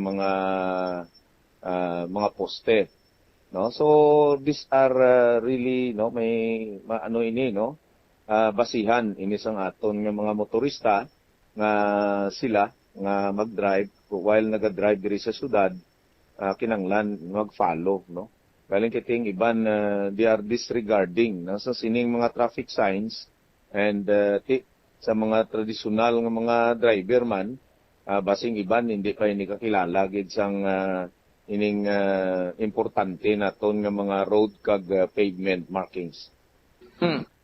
Nabatian si retired Police Colonel sang Iloilo City Traffic Transportation and Management Office. Tiginamat-amat kuno sang city government bumutsamp ang ining mga panas ng mga pavements. Hindi lang man ya pedestrian lane, kundi tanan sila mga pavement marking, ang solid line nga makita mo sa pinakakilid na sandalan. Naga-indicate na sa mga driver naton nga hindi ka na maglapaw da kay sa kilid ang drainage na, Tiyo mo na dapat nga repair na kag para at least nga mangin aware man ang pila sinika mga motorista. Challenge lang galing sunod sa iya, ti kon may mga kung na repair na gid man, may mga iban man sila nga driver nga duway man nila ginasunod ang mga pavement marking, especially ning mga pedestrian lane bubutsamp, ti do mo nang masami nga maobserbaran nga ti isa man na sa challenge karon kung paano nga dapat kasundon man sa motorista panaglitan kung may mga napangpintahan na liwat ining mga pavement marking nga makita diri sa syudad sang Iloilo. Bombo Champ. All right. Ini si Bombo Jomar Consumo Villa. This is Bombo Radio Philippines, the number one most trusted source of news and information. Basta Radio. Bombo. Salamat gid Bombo Jomar Villa. May pang makabulig ini sa aton sini nga mga motorista panalitan nga ti mapintahan na liwat niyo kag mga invisible na mga pavement markings kay way man isa may makabenepisyo sila dire. Kunti kita man sa gihapon nga sa matag adlaw nagagamit sa mga dalanon diri sa syudad sang Iloilo. Standby na sa kapon lamang program kaupo naman sa kay Tita Richie. Isimobot siya Blancover gabilin sa imo sa mananay nga hapon. May God bless us all. This is Bombo Radio Philippines, the number one and most trusted source of news and information, Basta Radio. Bombo! Pakibatuan ang climate change. Magamit sang bag nga pwede magamit sang liwat-liwat agud mabuhinan ang plastic bag nga ginahaboy. Bangod din nagatugas ang greenhouse gases. Ikaduha, hindi masumi magamit sang computer. Kung 4 ka oras lamang sa isa ka adlaw ang imo nga paggamit sang computer, makabuhing ka na sang carbon dioxide emission nga 83%. Ikatatlo, kung malapit man lang imo nga kaladuan, mas maayo nga maglakat o kung magsakay na lang sa bike. Magluwas sa makakinot ka na, mabuhinan pang polusyon nga nagatugas ang climate change. May kilala ka bala nga mga bata nga mahilig sa video games? Nagausik bala ini sang inoras sa paghampang sang iya ginakaadikan nga games? Isa ka pagtuon sang American Academy of Pediatrics ang nagapahayag ngang sobra-sobra o kun inoras nga pagtiner sa paghampang sang video games ang makadulot sang depresyon, anxiety kag manubo nga grade sa eskwelahan. Suno sa mga eksperto, halos 9% sa kada 3,000 ka mga elementary students sa kada pungsod ang makabig pathological o kun addict sa paghampang. Makabig nga pathological o kun addicted ang isa ka estudyante kung nagaapekto na ang paghampang sa iya nga pag-eskwela. Dugang pa sa among nga pagtuon, ang ka-addict sang isa ka bata makapabudlay sa iya sa pagkontrol sang iya impulse. Kaangot diri, ginpanugyan nga dapat hindi magsobra sa isa ka oras kada adlaw ang gastuhon sang isa ka elementary student sa paghampang kag hindi naman magsobra sa 2 ka oras ang isa ka high school student. Sa eskwelahan, ang pag-practice ang good manners and right conduct ang makabulig sa paghimo sang positive, respectful environment para sa pagtuon. Nagapakita ini sang pagtahod hindi lang sa mga manunudlo kundi mangin sa imo mga classmate kag sa school community. Mag-abot sa eskwelahan on time. Ang pag-abot sang late sa klase kag sa aktibidad ang nagapakita sang kakulang sang respeto sa oras sang iban. Magpamati sa imo maestra o kun maestro samtang nagadiscuss sang lesson kag sundon sang maayo kun may yara sang instructions. Tawgon nga ma'am o kun sir ang imo teacher o kun staff. Kung may pamangkot, ibayaw ang kamot, agud mahatagan ikaw sang kahigayunan nga makasabat. Maggamit sang please, thank you kag excuse me kung nagaistorya sa imo classmate o kung sino man ang imo ginaatubang. Likawan ang pagpanunlog, pagbuli o kung pagpanginsulto. Mangin maayo kag may respeto sa isig kapareho. Mangin matinlo sa classroom kag school grounds. Ibutang sa basurahan ang basura kag indi pag-ihaboy sa bisan diin lang, ilabi na sa sulod sang classroom. Respetohon ang propiedad sang eskwelahan. Halungan ang mga libro kag supplies kag likawan ang mangguba sang pagabutang nga wala mo ginapanag-iyahan. Mangin focus sa pagtuon kag likawan ang pag-istoryahan na isang classmate samtang nagadiscuss ang imo maestra o kun maestro sang inyo nga lesson. Likawan ang cheating. Masami nga kompletohon ang assignments kag test nga wala nagapangopya sa hinimuan sang iban. The Farmers Bazaar, your traditional public market with the touch of Plazuela Dos, ang isa ka lugar nga gintukod sa tion kag sa kasagsagan sa COVID-19 pandemic nga may tinutuyo nga maghatag sa imo sang safe marketing experience. Subong nga ang COVID-19 hindi nagidman dako nga pamahog kag nagapakadto na kita sa next normal. Rest assured nga ang Farmers Bazaar will further evolve agud yung magpadayon sa paghatag sa inyo sing satisfying marketing experience. The Farmers Bazaar. Sa lower level, tara na pahamtang ang fish, poultry, kag meat section para naman sa inyo mga kinahanglanon nga prutas, utang kag iban pa, magbisita sa upper level, pinaagi sa paggamit sa hagdanan o kon sa pagkadto direkta sa parking lot. The Farmers Bazaar, your traditional public market with the touch of Plazuela Dos. Agud makalikaw sa food poisoning o kon paglain sang tiyan, sundo ng ining mga pahanumdom sa pagpreparar sa mga pagkaon kag ilimnon. Manghugas ang kamot kag ipabili ng katinlo antes kag pagkatapos ang paghimos.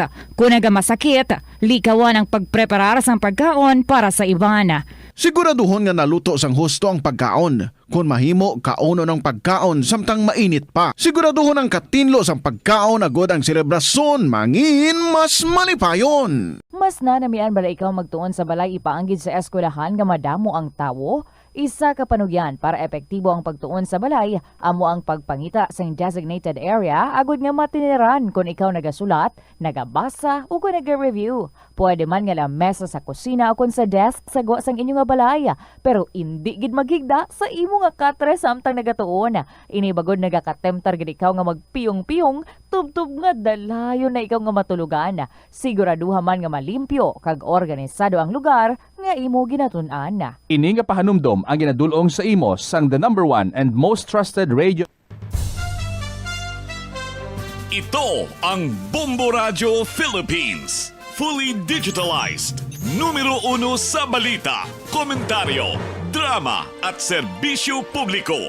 Bombo Radio Philippines. Bombo Radio Philippines. Unmatched. #1 and most trusted source of news and information. Basta Radio Bombo!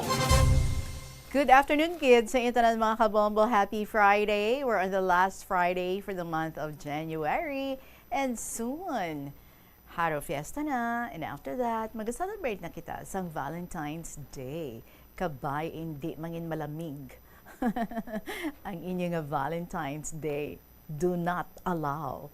Anyway, it is now 10 minutes after 2 o'clock and this is Tita Regine. Nagpapanambalik para sa inyo and we're going to be together enjoying the letters nga ginapalabot diri sa kahapon lamang program. Sa mga nagahilay-hilay po dira, I know some tagahilay-hilay, ang gadget steady, ang cellphone steady, so steady man sa pagpamati diri sa kahapon lamang program. And thank you very much to those nga nagapadala sa ilang mga istorya diri and sa iban man nga may tuyo man kag interesado man, may desire man nga makapalabot sa ilang makasaysayan diri sa kahapon lamang program. Very simple ang inyong paghahimuon. All you have to do is find time to write your stories and then you email sa bombo_iloilo@bomboradio.info or sulaton ang mga kasaysayan sa gihapon. And ipadala nyo lang sa kahapon lamang program, DYFM, Bombo Radio Iloilo, Sky City Tower, Mapa Street, Iloilo City. Ma-remind ko, anay, sa ato nga winner si Crack Heart sa La Paz. Ma'am, buwas na kita. Ato bagay nga duha, mag-interview na ako sa imo bilang ato nga winner for last week. Gani kadto ka diri sa istasyon sang Bombo, ma'am, before 2 p.m. and palihog, pa-Xerox ka na nga daan sang imo nga ID. 2 copies lang. I hope nga nagpamati kay dira subong ang aton nga winner si Crack Heart sang La Paz. Looking forward sa pagkitaay namon buwas Sabado. 11 minutes after 2 o'clock, this is Tita Regine. Nag-abi-abigid, nag-welcome sa inyo warmly diri sa kahapon lamang program, Sing Warm ng ating panahon. Here's the song para sa sininga hapon from Edgardo Miraflor Jr. and Jasmine Gitaslao, Someday When I Am King. Good afternoon and welcome sa KLP.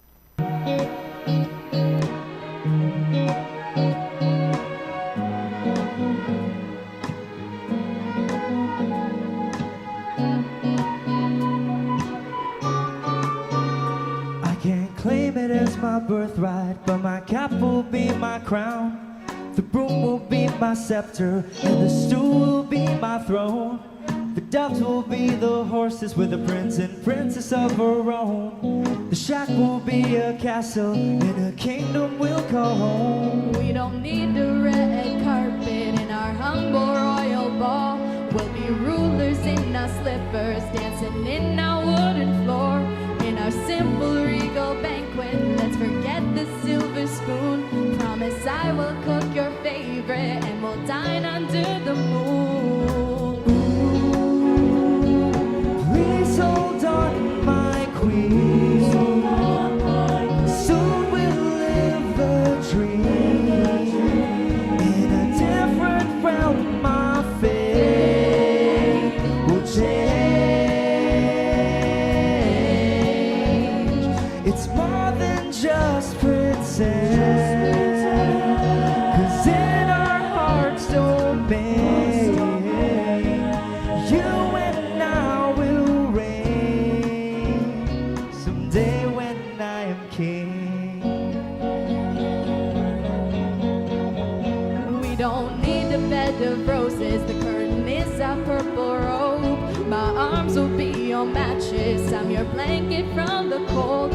And our rags will look majestic as we lord our little world. Our love will be our treasure, more than all the pearls and gold. We have fought so many battles to earn a palace in the sky. You have been my shield, my armor, and you never left my side. Now it's only fair, my lady, that I will give you the life, the one that you deserve, and the one that we're deprived. Ooh, please hold on, my king. Soon we'll live the dream. In a different realm, my fate will change. It's more than just pretend, 'cause in our hearts don't mend. You and I will reign someday when I am queen.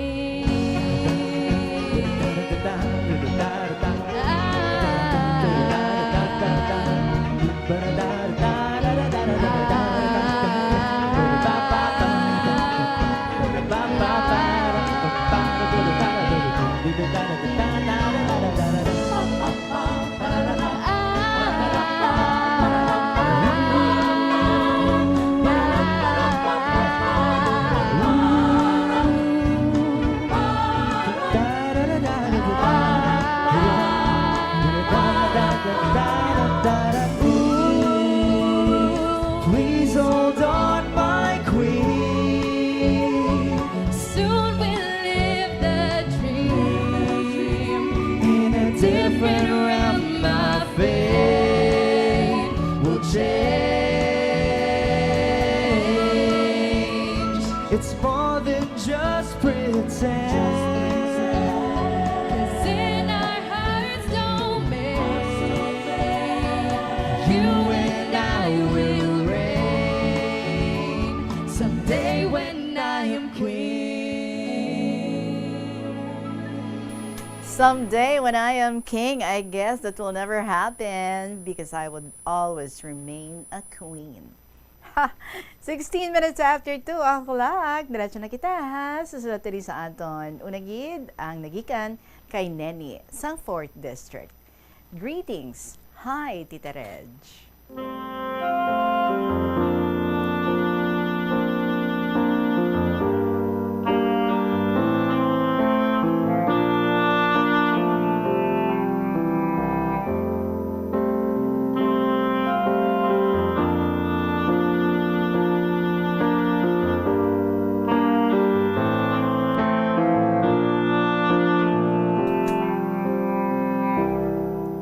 Mayong hapon sa tanan nga nagapamati sang kahapon lamang stories sang Bombo Radyo Iloilo. Ako gali si Neni sang 4th District. Gusto ko lang i-share ang mga inagyan sang ako nanay sa pagpangabuhi. 5 kami nga magulutod Tita Reg, agot ako sa babayi. Si nanay ko hindi masyado kabalo maghikot sa sulod balay. Kay si tatay ko responsable gid katama sa tanan nga kinahanglan namon tanan. Si nanay gapaminata, si tatay ko ang taga-digamo, taga-laba, taga-paninda, taga-pangita kwarta, para sa amon pagkaon, kag ibakal ang amon kinahanglanon. Well, that's what you call division of labor. Maskin mabudlay ang pagpangabuhi, si nanay ko, wala gid masyado na budlayan. Kaya ang akong tatay, damo lang pangitan-an kwarta. Gapanguma, gapamanday, gadigamo sa mga kasalan, tanan man haros ginhatag ni tatay sa amon para magsulhay ang amon pangabuhi. 4 kami nakatapos sa eskwela, Tita Reg. Ang isa wala, kay bulakbol sa school. Masubo nga natabo, tuig 2006, napatay amon tatay. Cardiac arrest, tita. Kasakit gid madulaan sang tatay. Sang wala na si tatay, 3 kami sa syudad ga school, atop sang amon balay sa kusina banda, ginpakilo ni nanay, para lang may allowance kami nga 3. Bakal bugas, kag itlog, kag noodles. Tanan nga pwede malaswa, gadara, akong magulang, halin sa uma, para may kaunon kami sa city, Tita Reg.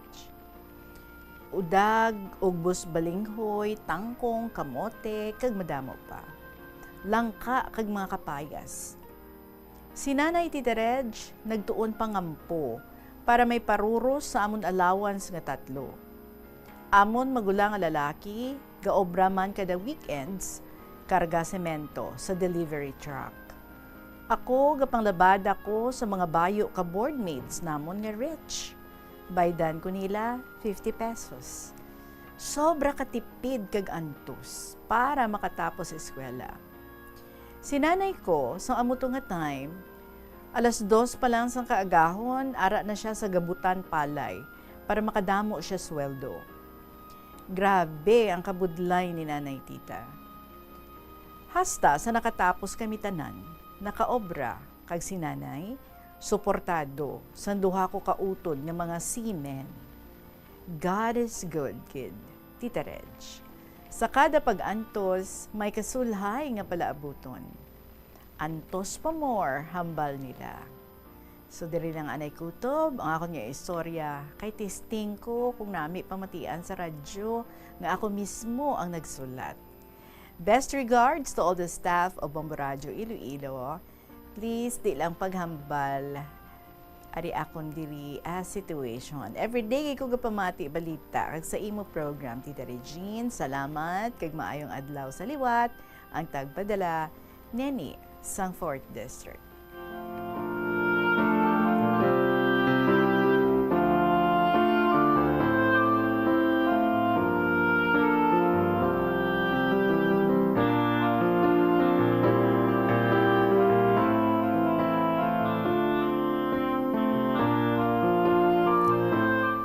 Na yan no? Basta wala lang nag-give up sa mga trials, sa mga kabudlay, kag ginaintindi lang ang sitwasyon, and then bugos ang inyong nga isip nga dapat kamo nga mga nabilin sa inyong nga father, kamo ang magabuligay.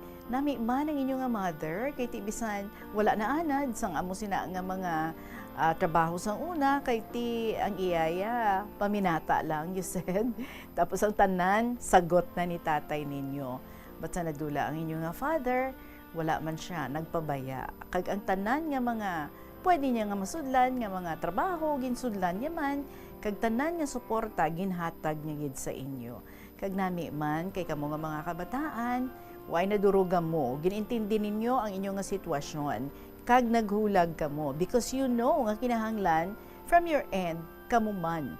Kinahanglan makabulig man, may mahimo man kamo para nga makabulig sa pagpangabuhi nyo and especially makabulig sa inyong pag-eskwela. So ikaw nang labada ka sa mga rich mo nga mga classmates, kundi naka-piyan-piyan pa, 50 pesos.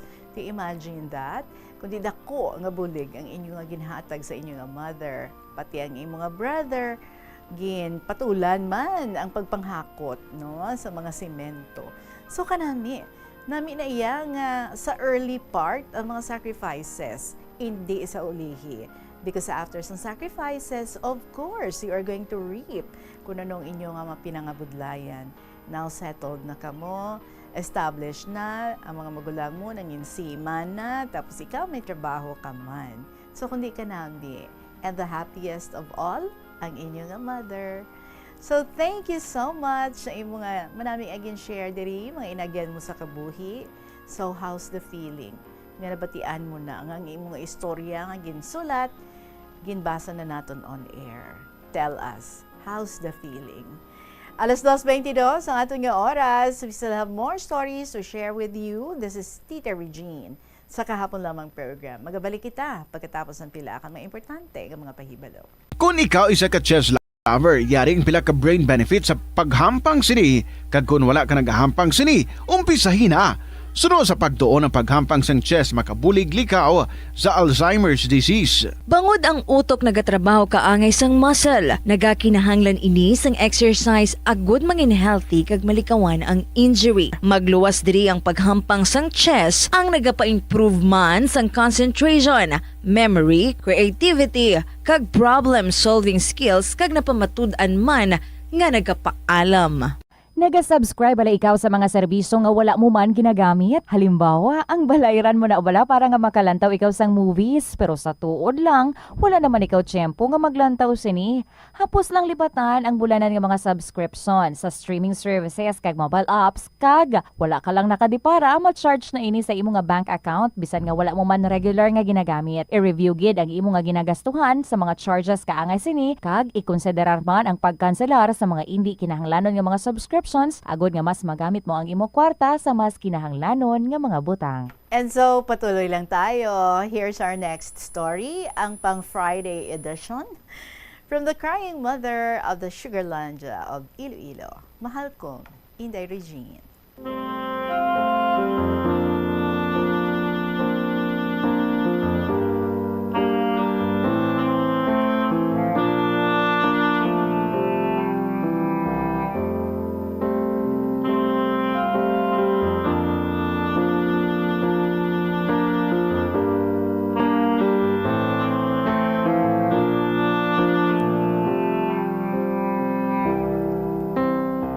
Maayad-ayad nga hapon sa tanan mga tagpalamati, sa imo Inday, sa imo pamilya, kag sa management Kabombo Radyo. Inday sa kagabihon, samtang hindi pa ako maturugan, akon lang gina-open ya folder ko sa akon nga cellphone. Man, may ara gid ta na ako gin-create nga folder, katanan mo nga ginabasa, labidugid sa akon mga kahapon lamang. Sulit-sulit ko ginapamatian ya tingog mo samtang ginabasa ya akon mga kasaysayan. Makakunoon gitakan nga KLP do lang ya akon kalingawan sa balay. Muda agani nga ginasunlog takon perme ka akon bana, hay sulat lang kuno ya akon obra, halinan abutan na takon nagasulat. Ti kundi tagpulo ka sobre ya akon ginadulong sa security guard Kabombo Radyo para sa KLP ni Inday Regine. Kagani, jaduman si crying mother of the Sugarlandia of Iloilo, pasakop duman kay isa kakahapon lamang nga may hashtag, mangayo ka isa, tawaan kaniya duha, tatlo, kag masobra pa. Sa bulan ka Disyembre, panahon kapag paambit, pagdumdum sa aton mga pinalangga sa kabuhi. Mabatian ko gani iya mga Christmas songs akon ginahanduraw. Ya sadtoan ay panahon nga ya Christmas ara lang sa radyo. Sa mga pictures ya mga manamit nga pagkaon sa lamesa. Ya mga manami nga Christmas decors. Ya mga bata nga masadya samtang nagabaton ka regalo halin sa anda ginikanan. kag saan daninong kag ninang. Mga senaryo nga ara lang sa akon kaisipan. Waay ko tanan na eksperyensyahan sa akon kabuhi inday regime. Naghamtong takon nga waay ti makita nga pagkaon, prutas sa amon lamesa kon Christmas Eve kag New Year. Hambal ni nanay, bugtaw doon ka mo, bagong tuig doon. Hindi ka mo magparuyog katurog. Kagdayo namon bangon, magpatik-patik kataklob ka kaldero, ihampak ya kararaw, ilampos ya halo sa lusong inday regine, para lang kuno nga may gahod. Para kuno magparayo ya mga panulay sa balay. May nagapalupo kagarong, human sa kawayan, ti matuod kada or matunog kada ay lupok na. Kung kapuyon doon gani kami patik-patik kataklob ka kaldero, dayo namon kaun kakapog, tinanok nga kamote kag balinghoy. Sa amo kadya nga sitwasyon sa amon kabuhi inday, nagantos gid ako para magaganhagan ya miserable nga kaimulon. Nagagwanta eskwela bisan marayo kag waay tibalon. Ginpamatian lang ya mga pagtamay, diskriminasyon, pag-underestimate, samtang ginasuray ya tinuig sa high school hasta college inday reg. Ginpangayo ko sa mahal nga Dios nga magaganhagan man yatong kapigaduhon nga amo na hanggudan, sosyedad nga among ginahulagan, nga puro lang pag-antos, waay makatiraw sa itong mga pagkaon nga sa picture mo lang makita. Nagabot ya swerte nga nakatrabaho doon ako sa gobyerno. Nagamat-amat baylo, ya pagsinarayo, nga sa doanay, sobra pa sa ati sa bukid. Nagpasalamat sa mahal nga Diyos. Kaya kung nagapangayo ko sang isa lang kagrasya inday, ginatawan ikaw ti mas sobra pa. Amudaya, ya ako nakita sa akon kabuhi do karon. Man, sa kada mag-abot ya Desyembre, nagaturo gijaluha ko, samtang nagaatubang sa lamesa, nga napuno ka pagkaon, prutas, decoration sa Christmas tree, lights, kag mga regalo sa idalo. Madumduman ko dayon nga amon kahimtangan, nga makaluluoy gid. Ngaya akon ginalantaw do karon, makita ko lang sa akon daramguhanon karang una. Ngaya akon ginpangayo sa aton mahal nga Ginoo, nga makatapos sa college ya amon 3 ka kabataan. Ginpangayo ko nga makapasar sanda sa anda board exam para makwalify sa trabaho nga dapat nanda sudlan. Ginpangayo ko nga mabaton sanda sa trabaho sa gobyerno agud makatindog dun sanda sa anda kaugalingon nga pangabuhi inday regine. Kagdo karon, sobra pagid yagin taon ni Lord kanakon. Waay tako nagpangayo sadto nga makalabot ya amon isa ka bata sa pag-enroll sa medisina nga kurso inday. Nga abi namon bastante don nga may medtech kami nga bata. Gali, sobra pa yagin tao kaaton mahal nga Ginoo. Inday Regine amuday nga nakakununtaken nga mangayo kita ti isa nga grasya, gintawaan kita ti 2, 3 kag sobra pa sa aton kabuhi. Basta magsarig lang, maghimudos, magbatas, magampo, kag maghimo ti mayad sa imo isig katawo. Haya mahal nga Dios nagalantaw gid, kag indi dalok sa imo ginapangayo. Ginahanduraw ko inday, ya amon ginaistaran nga lusbuton niya sa log nga kawayan. Sa amon dapog, banggirahan nga nagatintirinuro kung mag-uran. Nagpangayo ako kay Lord, nga bisan half lang kung semento ya amon dingding, kag semento ya amon sa log, para nga daw manami, kag mapag-un man ya amon ginasaraywan. Nga daw makabatsyag man kami, nga balay gidman ya amon ginaistaran. Ginatawaan ako ni Lord do karon, kabalay nga medyo makakumparar man sa iban inday reg. Nagpangayo ako kay Lord, kapwede lang masakyan kung magpabanwa, magpauma, bisan tricycle lang, para makapahuway doon ako panaw, 15 kilometros. Gintawan ako ni Lord, 4 wheels, aircon, kag automatic. Do ano kaalwan, ya aton mahal nga makagagahom. Inday Regine, ya akon kahapon lamang, nagapabilin nga handumanan sa akon adlaw-adlaw nga pag-isahanon sa balay. Kaupod sa akon nanging kapari sa kabuhi. Lunsaydon kami senior citizens, malipayon nga amon ginalantaw, ya amon kabataan nga nakaistado ti medyo maluwag-luwag, tungod nga may mga sweldo dan anda. Haygin pangayo ko kay Lord nga hindi maagyan ka amon kabataan, yaakon ka imulon nga sobra inday reg. Kag gintao gid niya ang ginpangayo ko. Gani magpanawag kita, kag pagasabton kita.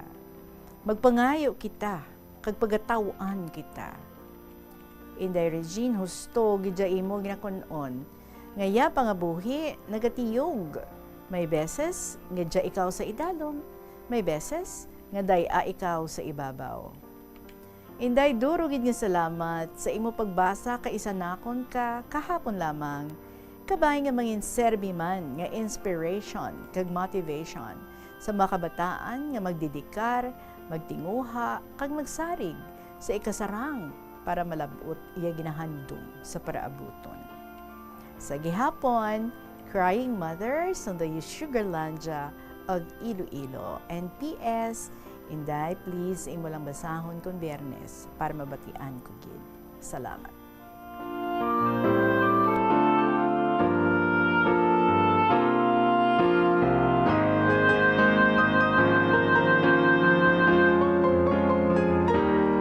O, diba? God is so good. Basta nga, wala kaya, no? As in, nagatunganga na lang sa higad. And, inabalang may mga goals ikaw, may mga ginahandom ikaw sa kabuhi. Nothing is impossible. Hindi bala? Kung nagapangamuyo ikaw, and at the same time, ikaw nagahulag man, ginatrabahuan mo. Nga whatever it is, nga luyag mo nga labuton, ginahatag mo sa Ginoo, kag ginahatag mo ang imo nga best. So that, kung ano man ina, ang mga ginahandom mo wouldn't remain, nga mga dreams lang, kundi nga matigayon gid sa ulihi. See, nag-pay off ang tanan nga mga sacrifices, 15 ka kilometros ang ginalakat mo sang una, adlaw gabi ang inyong pagpaninguha, nagabulig sa pagtanom, nagabulig sa kung ano lang, no, ang pwede nga mabulig sa mga ginikanan. And now, sa imo nga pagpangabuhi, gintawan ikaw, madamo nga mga blessings. Blessing, may ara ikaw sang husband, nga nagapalangga sa imo, nagabulig sa imo, a very responsible one, kag upod ka mga duha sa pagtaguyod, sa mga handuman sang inyo nga mga kabataan. See, before, damgo mo lang nga one day, kung tani, ang lamesa ninyo, mapuno man sa pagkaon, kung Christmas, feeling Christmas gid, very festive. May mga Christmas tree, or may Christmas tree, may mga Christmas lights, may mga Christmas decors, and most of all, during Noche Buena and Media Noche, puno sang pagkaon ang lamesa, kagamutanan, naga-share. What a humble beginning, no? Nga isang una, sang tion nga kamo, ululupdanay sa inyong mga ginikanan, kamo nga mga kabataan, wala kay experience kung ano ang ginatawag nga Noche Buena. Pero ginapukaw, gid mo sa inyong mga ginikanan, bugtaw doon, kay tibag ang tuig doon. Ito yung ginahimo, gapatik-patik sang kararaw, gapatik-patik sang kaldero, kag kung ano lang, no? Nga pwede nga makakreate sang gahod. Kag ka-cute. Because after nga makapoy ka mo sa pag pinatik-patik, pag himo sang gahod dira, mapungko ka mo. And then saluhan nyo. Bisan kapog lang na yan, no? Bisan kamoting kahoy, bisan balinghoy lang na. Pero at least, no? Ululupod ka mo. And that's already a big blessing. And you made that as your motivation. Nga someday, kung magpurungkuanay na ka mo, kaupod sa family mo, kung makatapos ka na sa imong pagtrabaho, ang ginahandom mo nga mapuno sang pagkaon. Kag mabatyagan nyo gid ang espiritu sang Pasko where festivity is concerned, where ang inang feeling, bala mabatyagan mo pagkaliso mo ay it will remind you. Christmas trees, Christmas lights, gifts, uy, Christmas, New Year, no? Kag wala sang imposible. Kag kanami gid because you worked on your dreams nga matigayon gid. Kag kanami man, you just remained humble and you just remained grateful sa tanan nga ini nga imo na subong ang tanan nga mga comforts nga imo na subong nga gina-enjoy nga sang una gamay man lang imo ginapangayo pero sobra-sobra ang ginahatag nga mga blessings sa imo. That is because God can never be outdone in His generosity. Hatag ka isa or pangayo ka isa, hatagan niya ka or balikan niya ka. Duha, tatlo, kag mas madamo pa. And ang natabo sa imo kabuhi is really a testament, no? How good and how great is our God. For as long as you work sa imo sini nga mga handom and ginasabayan gid sang pagpangamuyo, pag-offer sang tanan-tanan, no? Nga imo nga efforts para sa Ginoo. So you see, ang mga bata nakaplastar na. You thought ma-medtech lang graduate ang bata nyo, pero mas gusto niya pagigaling nga makaproceed. So may medical student ka mo subong, and soon you will have a doctor sa inyong nga family. O di ba kanami? And that is because, of course, you give back ang tanan nga mga blessings. Di ba? Ikaw dya ang proponent sa inyo dira nga family, nga kung sino dira ang may ara-ara, ang mga hindi, no? Makasara nga mga hinablos, buligan gid, para nga maka-eskwela, para nga wala sang may mabilin sa kapuraot nga pangabuhi, kundi tanan-tanan ka mo, no? Dululungan sa inyo nga pag-uswan. So continue doing that and continue to reap ang tanan nga mga kaayo nga ginahatag sa Ginoo sa imo. And never ever forget, no, or never ever stop from also giving back kung ano ang ginahatag sa imo. 39 minutes after 2 o'clock, salamat gid sa liwat. The crying mothers ng the Sugarlandia of Iloilo. Magapanabalik kita with more stories sa gihapon. Kaupo ninyo si Tita Regine diri sa Kahapon Lamang program. Yari ang mga simple nga paagi agon makakinot sang tubig. Magpamunyag lang sang tanom kon ginakinahanglan kag nagakadapat. Magtala na sang adlaw kag oras sang pagpamunyag sa mga tanom kag sundon ini. Bunyagan sa makaisa lang ang mga tanom sa sinang adlaw. Antes maglas 9 sa aga. Plus Wala di Iloilo, Billboard of Activities for January 25 to 31, 2026.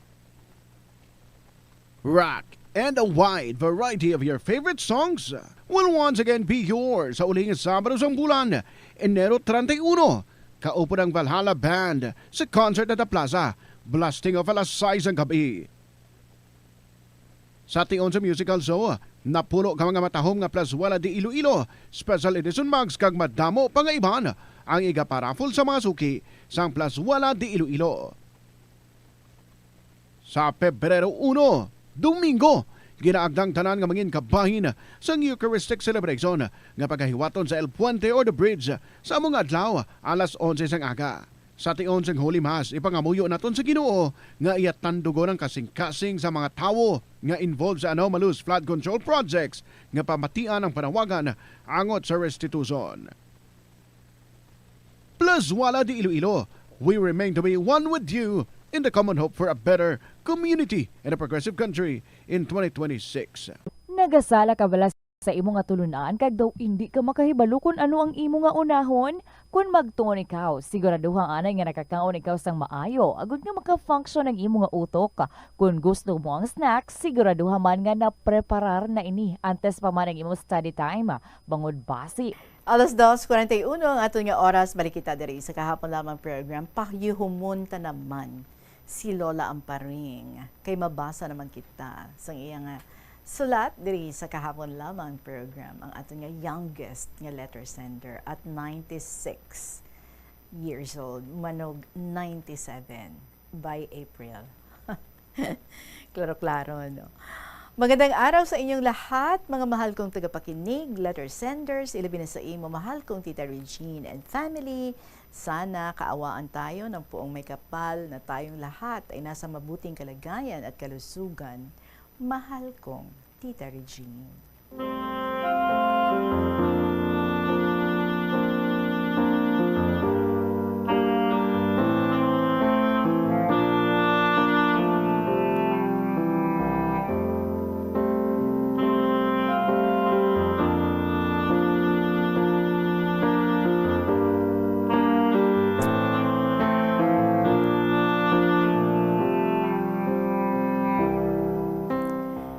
Napisan na naman akong sumulat kahit medyo malabo ang paningin ko, pero aking naaalaala sa ngayon ang nakalipas na maraming taon na. Ang aking pagpunta sa Pasig tuwing walang pasok noong high school at college pa. Tita, alam mo, ang ninang ko sa binyag ay kapatid ng biyenan ko noon. Siya nakapag-asawa ng balo na miyembro ng isang very prominent family sa Pasig. So tuwing walang pasok, ginasugat ako sa anak nga soltero para nga magpamasyar sa ila sa Pasig. Subrahan kasi loso ang igsuon ko. Ginapasyal man ako palibot sa bayan basta kasama siya. Ginapasyal niya ako sa elementary school, sa high school, market at plaza. Pag uuwi sa bahay, ayaw niya nga nagapaminta na ako. One time siling niya, hindi ka magpungko malapit sa bintana. Kay basi makita ka sa mga friends ko nga mga soltero. Kag mamasyar sila sa imo diri sa balay. Ti siling ko, anong malain sina? Sabat niya sa akon. Nga hindi ako luyag, nga basi sila magpamasyar kag mga luyag sa imo kay matahom ka. Tita, kung sa balay, wala lang pamintana, kay ti siling niya nga ginapamasyar ko man ikaw diri sa Pasig. Tita, may ginapangaluyagan man siya, nga family man sa isa ka prominent family, miyembro man. Kay sang ulihi, amo man ang iya na pangasawa. Siya matahom man, kay naging isa man kay elementary school teacher sa Pasig. Abi mo tita, nagapili man kung anong iya obrahon, kay hindi siya kung laborer lang. Kay gusto niya atong may white-collar job. Wala mo tita, syempre, may kaya man sila sa Pasig. Gani sila niya sa akon sadto nga, igsoon, kung hindi ako makaobra, hindi man ako magutom. Sang last na pagkita namon, sang mapatay ang nanay niya nga ninang ko. Tita, nag-asawa na kami sang iya nga pakaisa nga nanginbana ko. So nagdayunay kami, nag-asawahay na kami. Tita, sa ito nga panahon, kung hindi lang ako malipad, do governor sang Iloilo sadto ang iya nga first cousin. Ang utod niya naging board member man, nga kaupod man sila ni Demi Sonza noong nakalipas na maraming taon.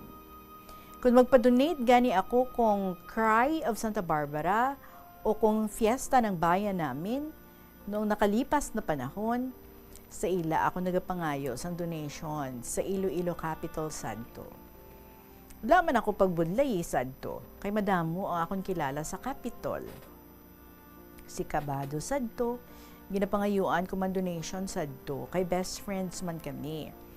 Kay ang iya kaupod sa opisina sa Capitol sadto, naging bright pupil ko man noong mga nakalipas na panahon. Ang akon gani nga hinablo sa pakaisa, ang iya bana sadto, cousin man ni Governor Defensor. Tita, permi ako sadto gina-request nga magpangayo sang donations.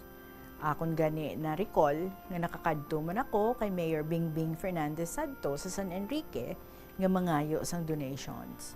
So nadumduman ko nga gindulong ako sang iya utod nga lalaki sa San Enrique sadto sa kayman sa iya kotse para sugaton man pauli diri sa Iloilo City. Balan mo tita, siling sa akon sadto.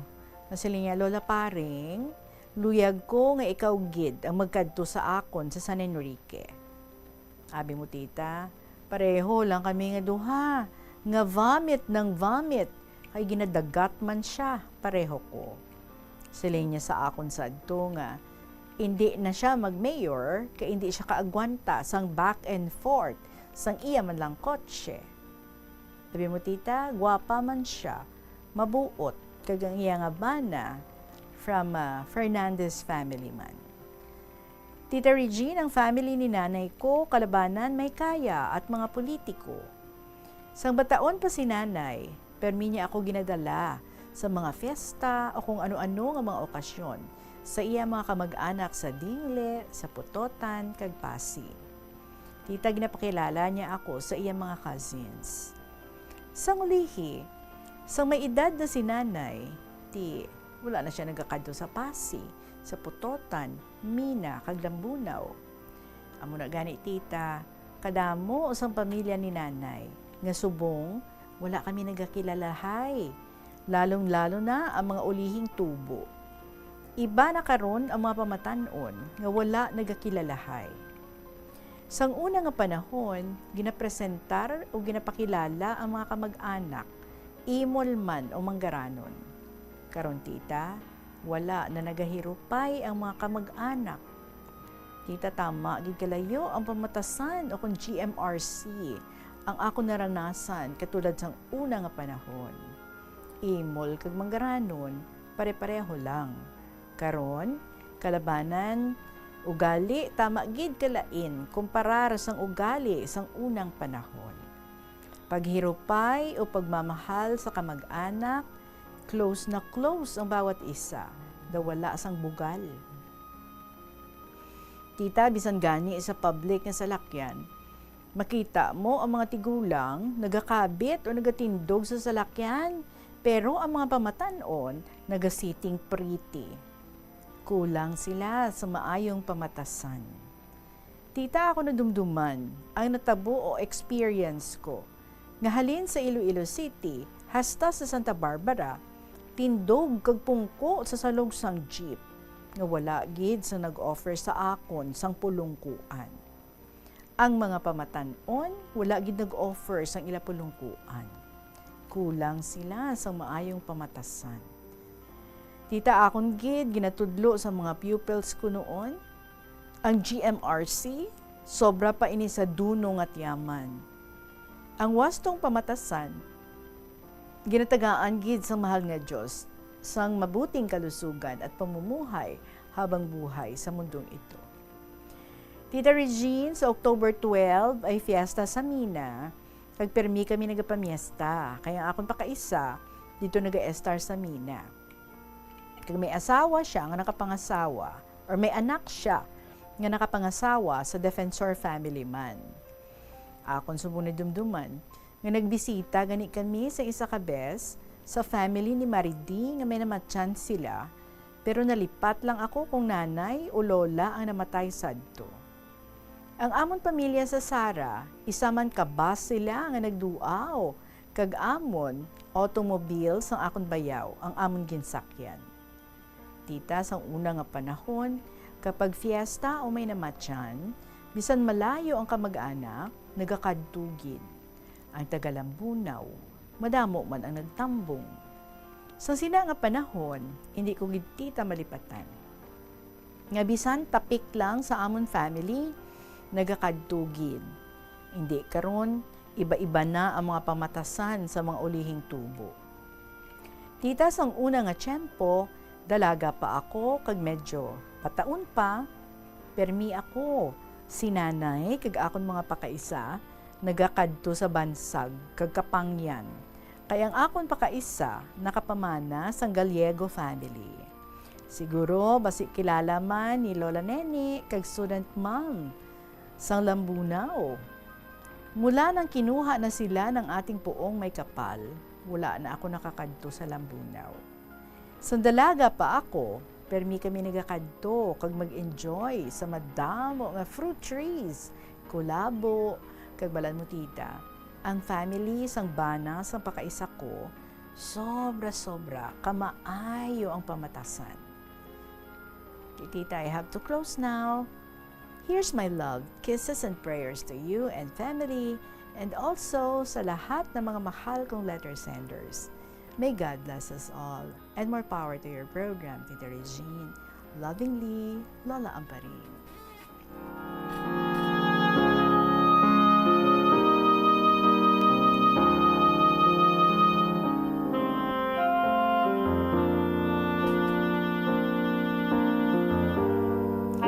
Lola Amparing, as I can recall, in one of the stories na gin-share diri sa aton ni student mom, na-mention niya ang lugar nga Kapangyan. So most probably, no, amo nang iya nga lugar. Ay, who knows? Basi magpinaryentehanay man lang kamo, kay ti damo, kaman sila mo paryente, dira sa Kapangyan. Diba? Although still, student mom Balanta from Luzon, ini siya dito gid siya kag nakapamana siya sa taga diri. Ay, who knows, no? Di bisan katapik-tapik, pero parintihan na gyapon ang pagkabigay. O di ba? And regarding sa imo experience nga siling mo halin sa syudad hasta sa Santa Barbara, wala gid sang may nag-offer sa imo sang pulungkuan. How sad, no? Siguro natabuan wala ka gid sang estudyante didto. Nga nakasakay. Kaya kung may ara lang gid, sigurado, no? Ang mga estudyante mo nga ini, isa duha sa ila, mag-offer gid sang ilang pulungkuan. Because you are very proud in telling us yung imo mga estudyante sa ito, ginatudloan mo gid sang GMRC, good manners and right conduct.